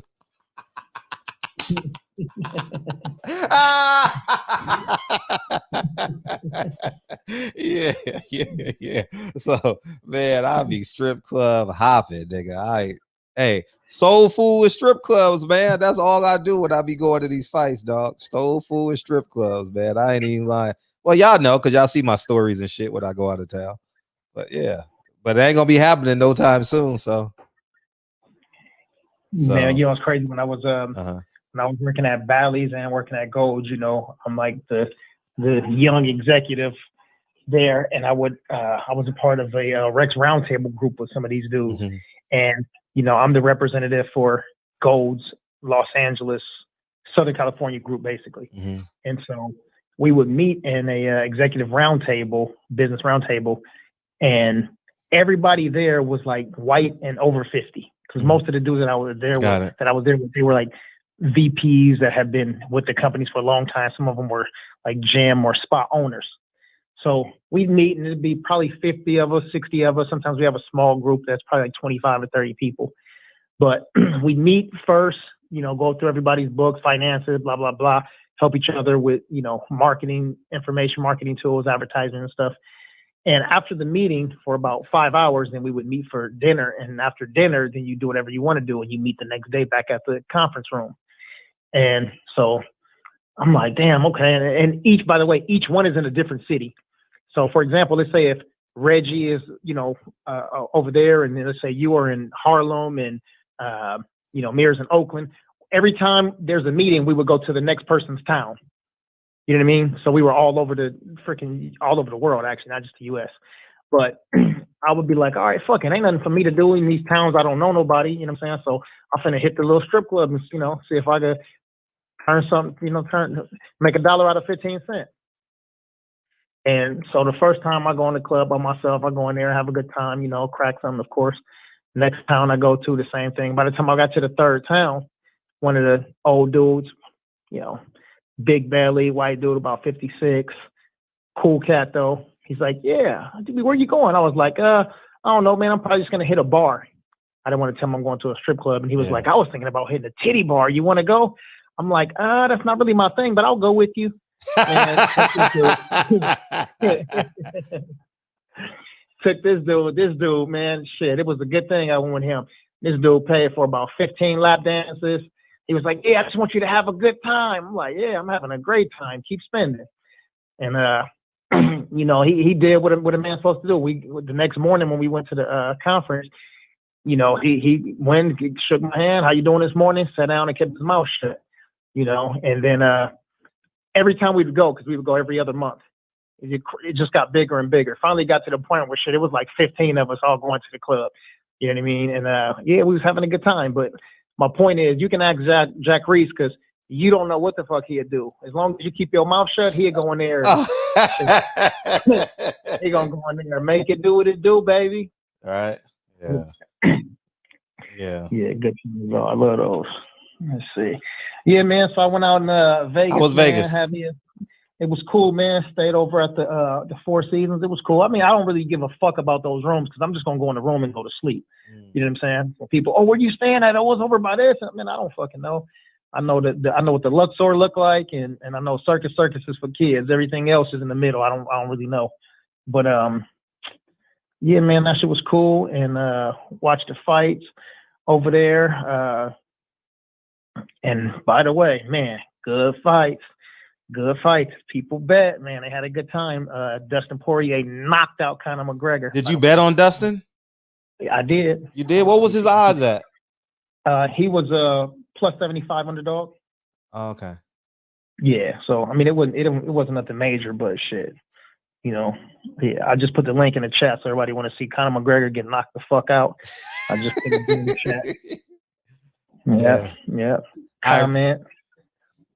Yeah, but that was cool. And what the UFC's probably gonna do, man, because you know Dana White, he do what the fuck he want to do. Sure. For the most part, it's, you know, I know some people think it's always the best fighting the best, and that's not necessarily true. But these guys are usually top 10 fighters are fighting each other. At the end of the day, you know, I think the person that sells the most pay-per-views is Conor McGregor, and you know, all he has to do is get one win, he's back in title contention. not because he deserves it, but because of pay-per-views. You know, so he'll go back in there. They'll give him a light touch. They'll probably try to give him somebody who's a striker, which actually what they were trying to do with Dustin Poirier. A striker who's not going to wrestle, who's not going to use jits, you know, and not grapple. But that shit didn't work. You know, Dustin Poirier went in there and kicked his fucking legs off and, yeah, knocked his punk ass out. But they'll probably try to give him, I don't know, maybe Dan Hooker that lost in the co-main event to Michael Chandler. They'll probably try to give him and, you know, kind of knock him off and put him right back in the title contention. It don't matter what the fuck he does, but he'll always be there. And I can't stand it. But yeah, and then the co-main event, Michael Chandler knocked out the teammate of Israel Adesanya, the Hangman, and yeah, this is what happens when you got somebody that's got good takedowns and a good wrestler. Everybody's always trying to defend the takedowns. So remember this when you watch Clarissa Shields fight. Remember this, y'all. Remember what I say. You fight somebody who goes for a takedown, they take your ass down and smother you on the ground for the rest of the first round. Second round come out, you don't want to have that position again of fighting from the bottom, being suffocated. Big Tank could tell you, right? Champion Hart, they'll tell you, you don't want to be at the fucking bottom getting suffocated. So when they come out, all they got to do is fake like they're going for a takedown. Just look down and you'll be damn near ready to sprawl. And you're going to leave your chin and your whole head wide the fuck open, your whole face in front of your body. And bam, boom goes the dynamite. And that's when you get knocked the fuck out, you know, or you get knocked down and they jump back right on top of you, suffocate you, and, you know, try to strangle you. But, yeah, man, it was good shit, man. I was happy. I didn't make a whole lot of money. I made a couple of $100, but you won. Yeah. Shit, absolutely that. And, I forgot tomorrow. We got in the shop tomorrow. Y'all gonna be happy with this one. Y'all asked for it and we delivered. You know what I mean? You know what I mean? That's all I do. That's all I do is deliver. That's all I do is deliver. You know what I mean? Who's that? Speak on that shit. Y'all asked for it, and I got it for y'all. When it's for a great cause, I'm always gonna be behind it and stand behind it. Cancer is killing, millions and millions of people. Me and my team, along with. How you like that, DB? Yeah, I like that. Brianna Bet will be in the barbershop tomorrow, and she knows her sports, man. We talking Earl Spence, Terrence Crawford tomorrow. She knows her boxing. So we coming in here tomorrow, man. We're going to rock out and have a great time, man. Beautiful Texas. Everything big in Texas. You know what I mean? Come on out. Jesus, man. Okay, I like it. Mm-hmm. Damn, what did you just say? Hold on. Boxman just said something. He said Palace Station was my old spot. Have you ever been there? Nigga called me cheap. What the fuck? Y'all bet they ever called me cheap again? Yeah, I've been to Palace Station. Yeah, I've been to Palace Station. Damn, I wonder which one Palace Station. I don't fucking remember the name of them. I just remember. I already know Reggie gonna come in. God, hey, you know Reggie. Hey, whenever a woman come in, you know Reggie's favorite word is God damn.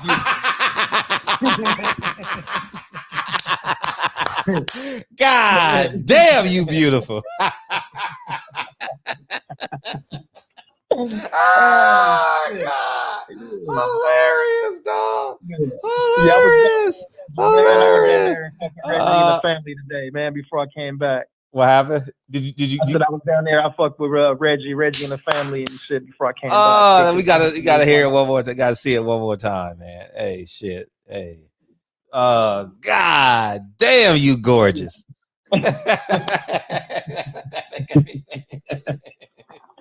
Oh man, that nigga too funny. Reg, you a funny nigga, dog. Oh man, Reg. Fred be bringing the female. Yeah, that's what we do, man. Y'all asked, she came in the chat. Y'all asked for it, we gonna deliver. You know what I mean? So that's what it is. And she knows her sport. She's real popular. You know what I mean? She got her shit popping. She popping in real life. So we'll get her on. Bring them out. Yeah, I'm finna talk nasty. I see when people like that, I don't like playing pussy games. You got your nipples showing. They big, long, hard as fuck. Areola look like silver dollars. Like, man, you can't be mad at me if I say something sexual to you. You show me your whole coochie on the internet. So, yeah, I'm excited. Yeah, I'm excited. Yeah, let me see. Is she fucking or what? Yeah, Reg, that's what I'm asking. Hey, shit. We in the barbershop. She cool with it. Yeah, Mike Weary, I seen her on IG too. Flip through a couple real quick. You know, like to see how nasty they be, so I could say something nasty. Yeah, and she listening right now. Shout out to you. Yeah, I want to get her last name like Janet Jackson. Call her Miss Jackson if you nasty. You see, Nate Johnson said, "Ooh, these dudes crazy." G Brown, oh yeah, buddy. Everybody crazy. Okay. Let's see, that shit zaps your energy being in the bottom. Oh yeah. Oh yeah, Jay Dixon, you know what I was talking about too, being on that bottom. That shit'll fuck you up. Oh, there you go, Riff King. We was looking for you, man. There you go. We talking about MMA. He said they're gonna do Poirier versus Conor 3. They're gonna make this bullshit argument that Conor won 8 years ago, and at the third fight, we'll have to settle it. Yeah, man. You know, you may not know much about boxing, but yeah, you dead on, spot on with that. You are spot on. Nate Johnson, I got to get into MMA last year. Oh, I just got into MMA last year, so I need to find some more good fights. Yeah. That's where it's at. I'll post her in a little bit on my Instagram, TB, so you'll have it. You can do your investigative work. Yeah. I appreciate everybody that went to Timothy Bradley's page. I copied and pasted a response. So that'll be cool. He'll see it. Yeah. He'll be like, why my phone going off right now? Oh man, why my phone going off? That's Fred, annoying ass. You know what I mean? Hopefully, gotta get him. Come on, that'll be dope. We get him. Come on. That must be Jim because Jelly don't jiggle like that. He said that must be what? That must be Jim because Jelly don't jiggle like that. Damn. Shit. Yeah, Dave Jack, you know what I'm talking about, man. Yeah, shit. The jello's jiggling, the butter's getting hard. Man. Oh man, you gotta be from LA to get that one. You know what I mean? Yeah. Chicken, baby. But it makes sense now. Chick didn't know that it'll take on a different meaning in the barbershop. The chicken speaking metaphorical and shit. Yeah, hey, I tried to get Coach Calvin Ford on. He was unresponsive. So I'm not checking for Calvin Ford. You know what I mean? I'm not. I tried. You know, he talks to me in person, but he obviously didn't want to come on the show. So I respect that. So we'll just keep it pushing, you know. So yeah. I tried. Well, Reggie say Fred versus Timothy Bradley, show title, The Ballhead Barbershop Brawl. That's a lot of B's. You know what I mean? That's a fact. Yeah. The Bald Barbershop Brawl. Yeah. The Head Barbershop Crawl. Yeah, that shit. Yeah, that's too much. Yeah. I don't even call him Timothy Bradley. Call him Desert Storm. Be pronouncing all them extra B's and shit. Yeah, Tank. Rest in peace to the OG Chick Hearn. Yeah, man. For sure. Chick Hearn is truly not just a Laker legend, man. He's a sports legend in all over. Chick Hearn had a hand in hiring Vin Scully for the Dodgers. Oh, really? Chick Hearn hired Bob Miller for the Los Angeles Kings. I didn't know that. Yeah, Chick Hearn used to be a Lakers general manager. Mm-hmm. Yeah, back in the day, and he brought Chick Hearn used to be the general manager of the Lakers. Chick Hearn used to be the general manager of the Lakers. Yeah. Wow, I didn't know that. Yeah. Look it up. And he worked for. He said, "Yep, look it up." He worked for old school Jack Kent Cook. Yeah. Who was on? What was the name of that show? Not Desperado. What was that? Hoss and Lil Joe. What was the name of that show? They were some cowboys and shit. It was like Five Brothers. And that used to come on with Little House on the Prairie and all of that shit. Five Brothers? My brother. The Brady Bunch? The Brady Bunch? No. Cowboys. Cowboys. And one brother named was Hoss. He was like the fat one and shit. And then there was another one named Lil Joe. I can't remember the other ones. Come on, man. I know some of these old. Let me look at the chat. I know these old school dudes know this shit. No, not here. There you go, Hustler Slam. Bonanza. Look at the OG, Donald Grant. He said, yeah, that's Bonanza. That's right. That nigga popped his head in. You supposed to be asleep right now, man. Yeah, shout out to the OG now, 65-year-old G Grant. Mm-hmm. Salute to the King Donald. Yeah. But yeah, Jack Kent Cook was one of those. He was on that joint right there. But he was the Lakers big dog. I didn't know that. Never knew that. Yep. Him and Chick. Yeah, they used to do it. And Chick Hearn used to run what was called a big man's camp. Anybody that's a certain age and really pay attention to basketball, you know that he would run a camp with Stu Lance and like two other coaches. Who was it? Who had the big man camp? Chick Hearn? Chick Hearn. He used to do it. So Patrick Ewing, David Robinson, Hakeem Olajuwon, like all of the power forwards and the centers of the league, they would go to this camp during the off season, and he would show them how to work in the low post and how to better their game every year. I'm surprised you didn't know that. No, I thought it was Pete Newell. No. Pete Newell had a big man camp. No, Chick Hearn ran the big man camp. I didn't know that. And who did you say previous worked with him before? I missed that name. Who'd you say? What? Pete Newell? No, from the TV show. You said somebody from the TV show. Who was it? Yeah, Jack Kent Cook. Jack Kent Cook is the owner of the Rams, right? Oh, damn, who owns the Rams? Who owns the Rams? Is it Jack Kent Cook? He owns something. Let's Google it. Yeah,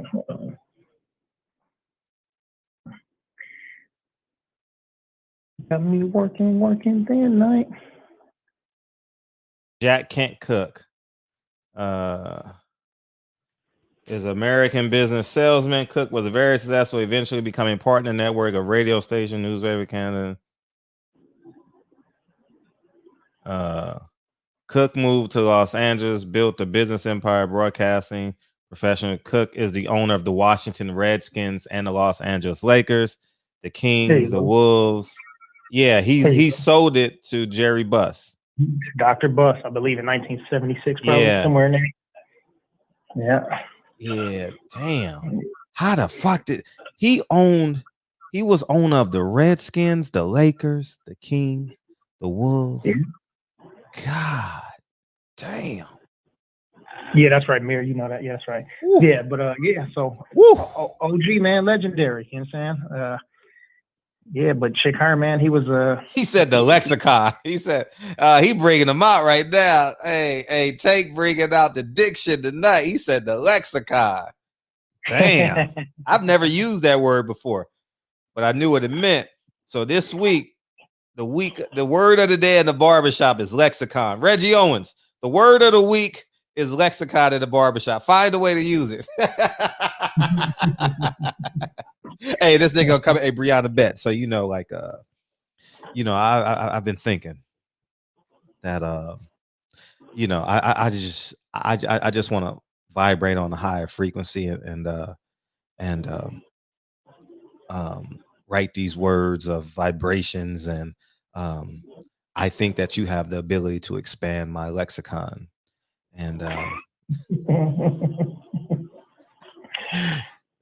shit. Yeah, and if she don't know what that means, you can stick your thumb right in her booty. Oh God, Take said lexicon. Boy, I've never used that word a day of my life, but I've heard it. I've never used it a day of my life. I knew what it meant for all my life, most of my life, but I've never used it. Jay Dixon, atrocities. Atrocities. I've never used that word. Nah, I've probably used atrocities before. But in some context, don't know if it was right or not. Yeah. No, because a comedian, didn't Martin used to say, someone used to use atrocities. It was in a movie or something. A black comedian used to use I'm the last of the lexicons. A lexicographer. Yeah, I'm the last of the lexicons. Yeah, man. I'm just gonna walk up. I'm gonna say that tomorrow, Tuesday, Wednesday. I'm gonna just like, I just want you to know that you're one of the last of the lexicons. I'm gonna use it all out of context and everything. I'm just gonna say it. Like, nigga, you mean the Mohicans? Just gonna say it. The lexicon. She gonna be like, really? Yeah. It's funny as fuck. But yeah, shout out to the OG chick, her though, man. Just wanted to give some love and respect the chick. That's crazy. Go ahead. What'd you say? No, everybody walk up to a girl and be like, and use lexicon as a compliment. Just do it. Just do it. And just see what happens. And use it out of context. Use it out of context. Maybe you'll get a call it and tell the story. Why not? TB. Here you go. Yeah, your homegirl Alexis stole from me. Man, yeah, she a lexicon. Mm-hmm. Oh God! You gotta see how foolish they are. Hey, oh my God! Hopefully you don't run into a lawyer. That shit, they be so stressed out. They be looking for a laugh. Oh God! Hey, the next time a lawyer come in, use the word lexicon. Hey, the next time someone, and we already know the joke, okay? Okay?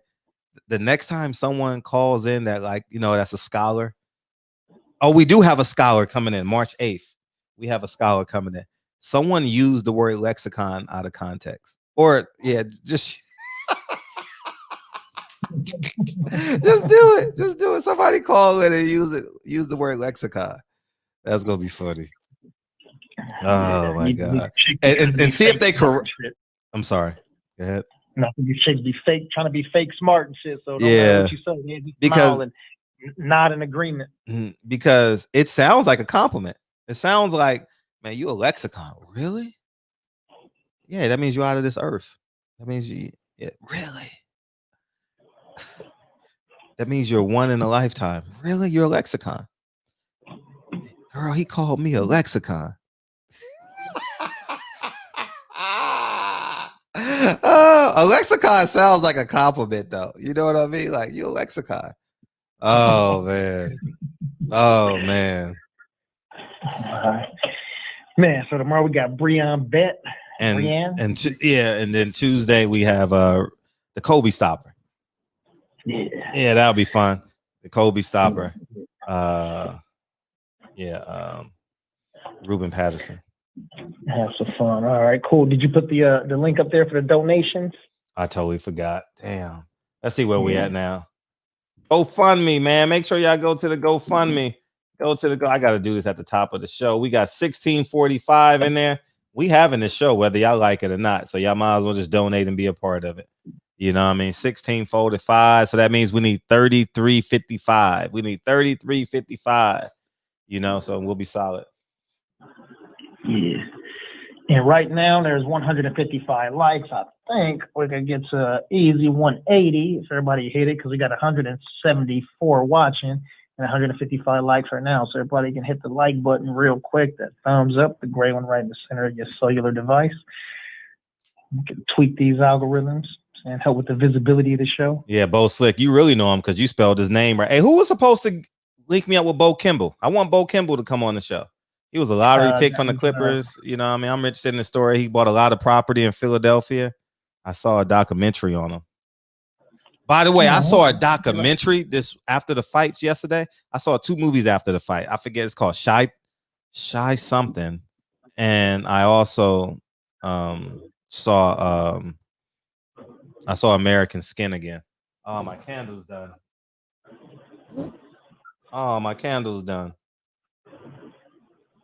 Done. Yep. That's over. So, Bo Slick know who Ruben Patterson is. He spelled Ruben right. Go watch Crack on Netflix. Crack?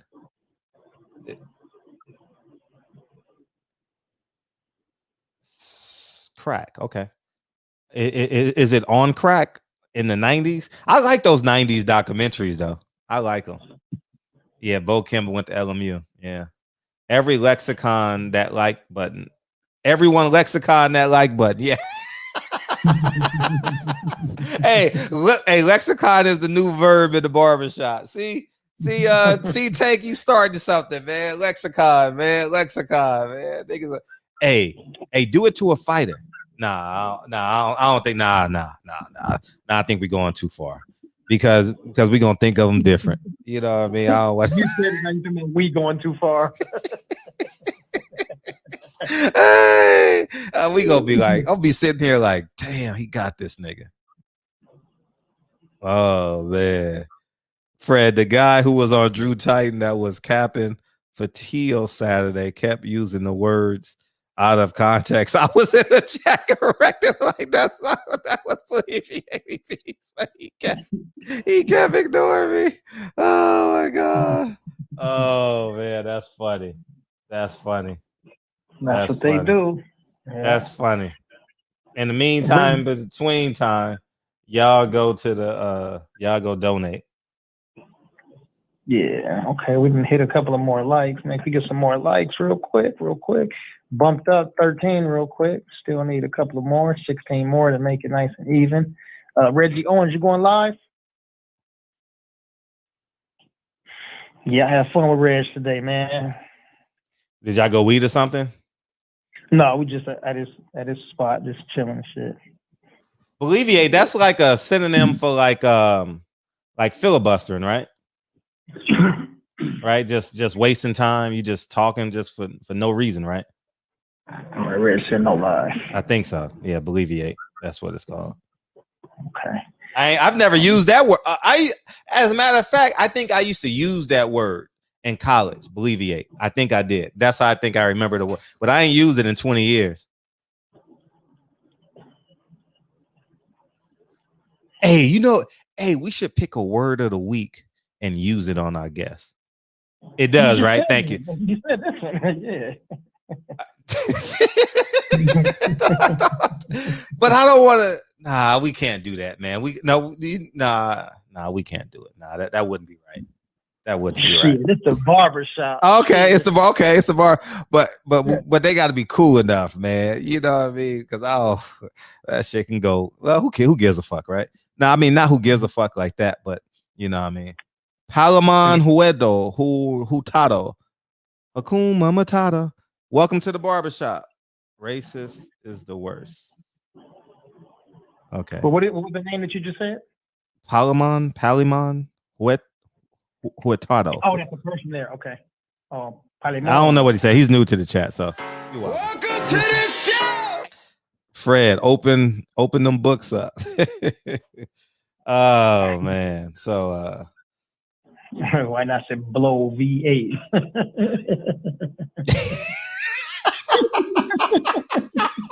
Oh god. Man, that's how I go, man. All right, shit, man. No, I've seen it. February 13th. I tried to get Fred Hampton's son on the show. He didn't respond at all. He didn't even see the message. So I'll reach out again, but it may be kind of hard to get him now. He's doing a whirlwind of probably interviews and shit like that. But I tried. Let's see. So we'll keep on plugging. He's kind of hot right now. So, you know, I mean, we got a birthday Tuesday. We had Tay Jones' birthday today. Happy G-Day, Tay Jones. Yeah, happy birthday, Tay Jones. He probably sleep, but happy birthday. He was in here earlier. Yeah, he was in here earlier. And but yeah. So yeah. So I appreciate y'all going to Timothy Bradley's page. That was pretty fun. He'll get a chuckle out of that. And more than welcome to come on when he's ready. So yeah, y'all put y'all cities and states in the let's chat get out of here. Let's get out of here. 3 strong. We had 3 great hours tonight. 3 great hours. We had a lot of new people too. 3 great hours. Appreciate y'all coming in. Yes, indeed. I'm not eating pistachios tonight. I'm eating pineapples tonight. Damn, I thought to say some pineapple. I'm about to eat some. I put them in the refrigerator before the show.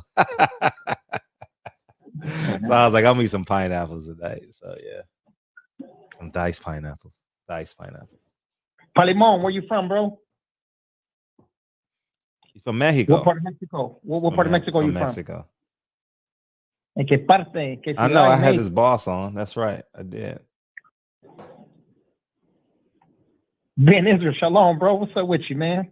Yeah, JFL was funny as hell, man. He's Mexican American, so he's probably from LA. He's probably from the West Coast. No, because pineapples are out of season. I can't get fresh pineapples right now. Yeah.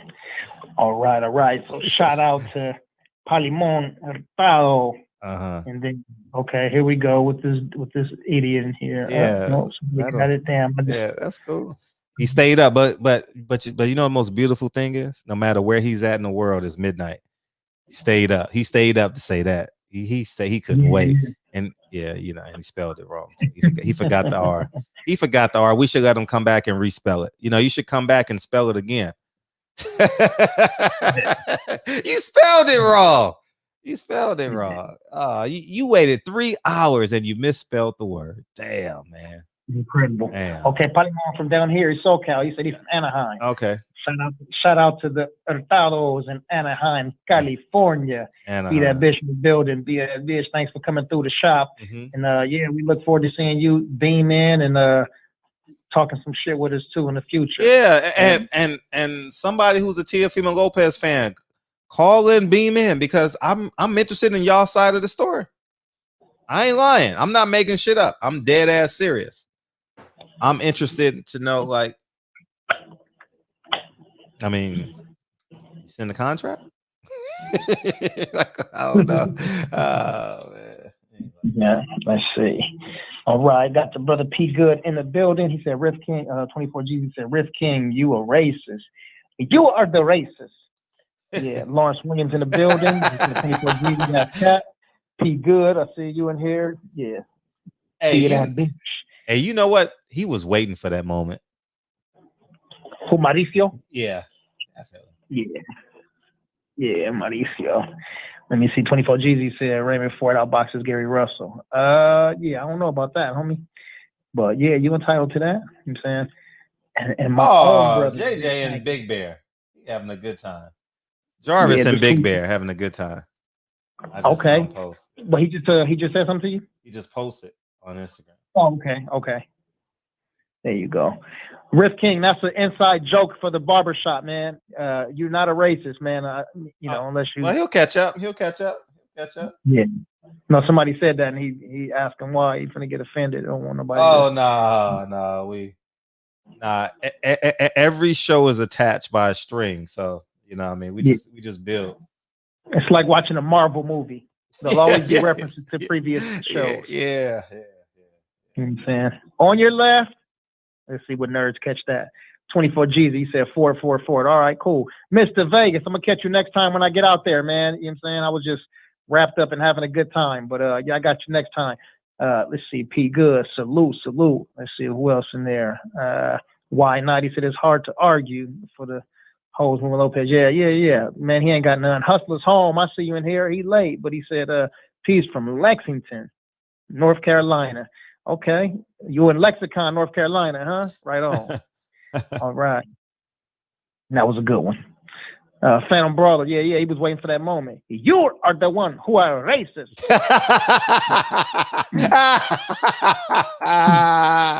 That's funny. That's funny. Shout out to Riff King, man, for representing or semi-representing Tia Female. You know what I'm saying? We look forward to hearing your side, too.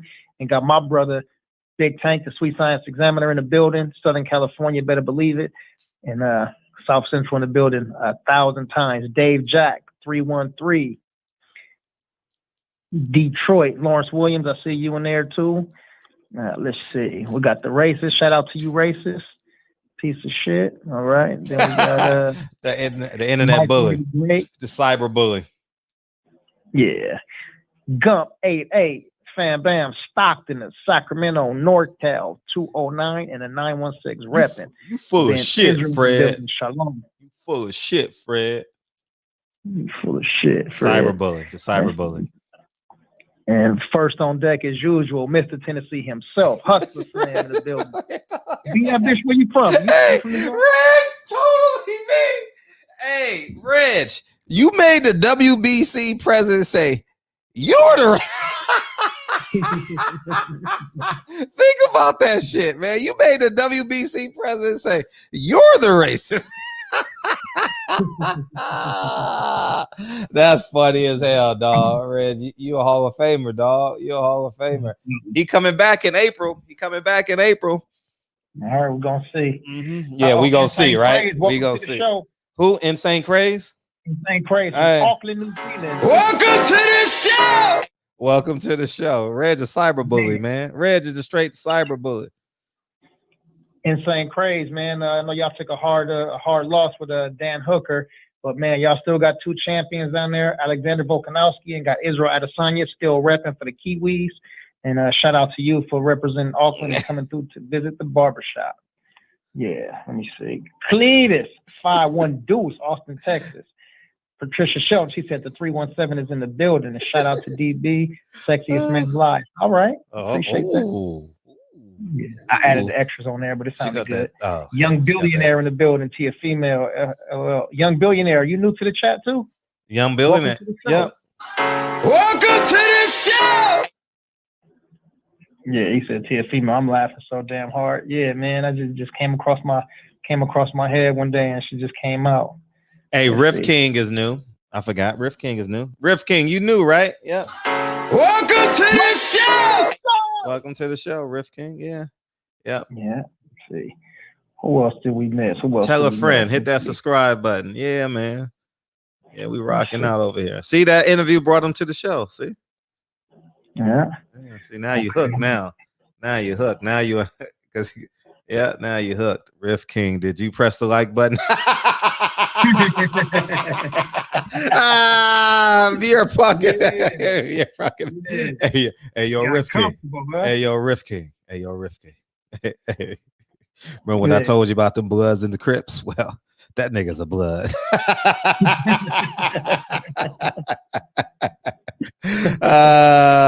Georgia.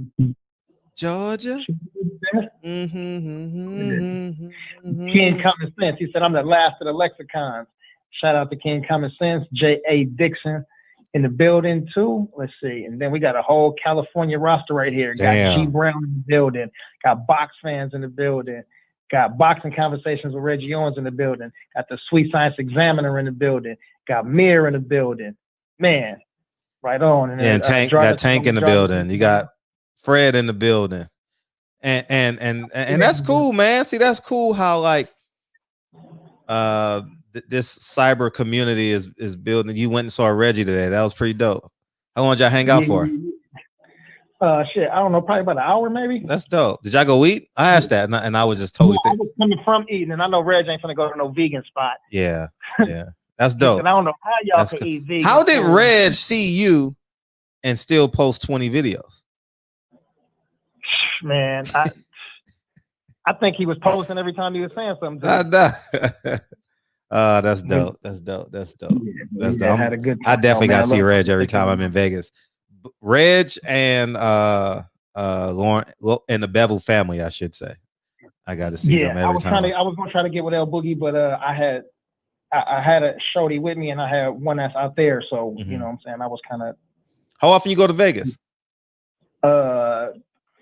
I don't know, probably like every other month or something like that. Okay, gotcha. Yeah, because when I was at Goals, we have a Goals Gym International. The headquarters is there. So I mean, they have a headquarters too, and like there's two. There's basically like a regional headquarters in Vegas, and then the other one is in Texas. Bolt Hype. So, Bolt Hype is new to the chat. Bolt Hype. Bolt Bolt HYP. He had it in all caps Bolt too. Hype. Yeah. Oh, he's from Thailand. Okay. Welcome to the show. What's up, man? Right on, Bolt Height, knees and elbows. I see you. Yeah. My cousin, D-Man Jr. in the building. What up, cousin? Stay away from the lady boys, Bolt Champ. Stay away from the lady boys. Yeah, I think Bolt Champ probably already know that. Yeah, Queen 7-1. Yeah, your G Day coming up soon. Your Earth Day, we finna celebrate with you. Yeah, we have a good old time. Yep. Tomorrow. Yeah. Tomorrow. Yeah. I'm gonna get tired. I think that's it, man. I think we got everybody, man. You ready to get out of here, Fredro? Let's go. You want to give 2 or 3 people some love real quick? Nah. Come on, man.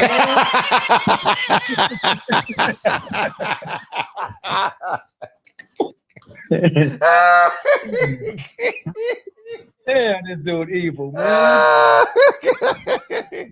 Hey, be that bitch, get some love. Reggie Owens get some love. Who else we had new in here? What's that? Israel. Ben Israel get some love. Mr. Vegas get some love. Palaman Huerta Tado get some love. Everybody gets some love. You know, I can't roll no goddamn letters, but it's okay. Paco Pico Chico Rico. Play the song, Fred. Lexicon gets some love. Man. Play that song. Man, y'all niggas full of shit. People Hernandez get some love. Also, Eric Orlando get some love. People Hernandez, I know he in here today because it's been 2 days. We ain't seen each other in 2 days, so gotta get my Cheryl Dorsey kind of offbeat, kind of fluid bop. We gotta have her on as a guest. Shit, we gotta have her back on. She dropped a couple of she posted on IG. Oh, okay, on IG. Yeah. Okay. People Hernandez. I was listening to Nas today. What'd he say? What'd he say? God on my belly, so already. What'd he say? God on my belly, so you already lost. God, son on my belly, you already lost. Hey, come for your role. Personal. Cause the devil is a lie. Hey, I'm telling you the truth. Hey, I'm recovered, man. Y'all niggas drained me that Wednesday, man. Fuck. Man. Andrew Much is given. God, son across my belly. I prove you already lost. Thank you, Mira. Thanks for correcting me. Yeah. I love that line. Get up. BBC versus Top Rank Wars be like SmackDown.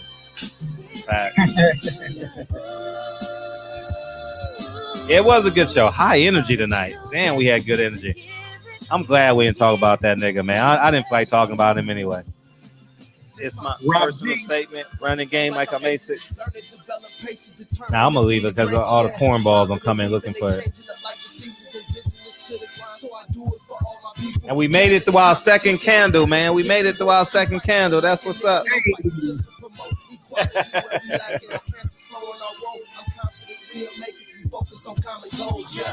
Give back, give love.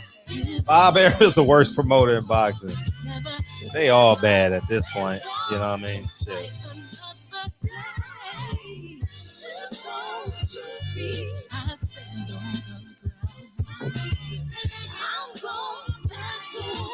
I this final round.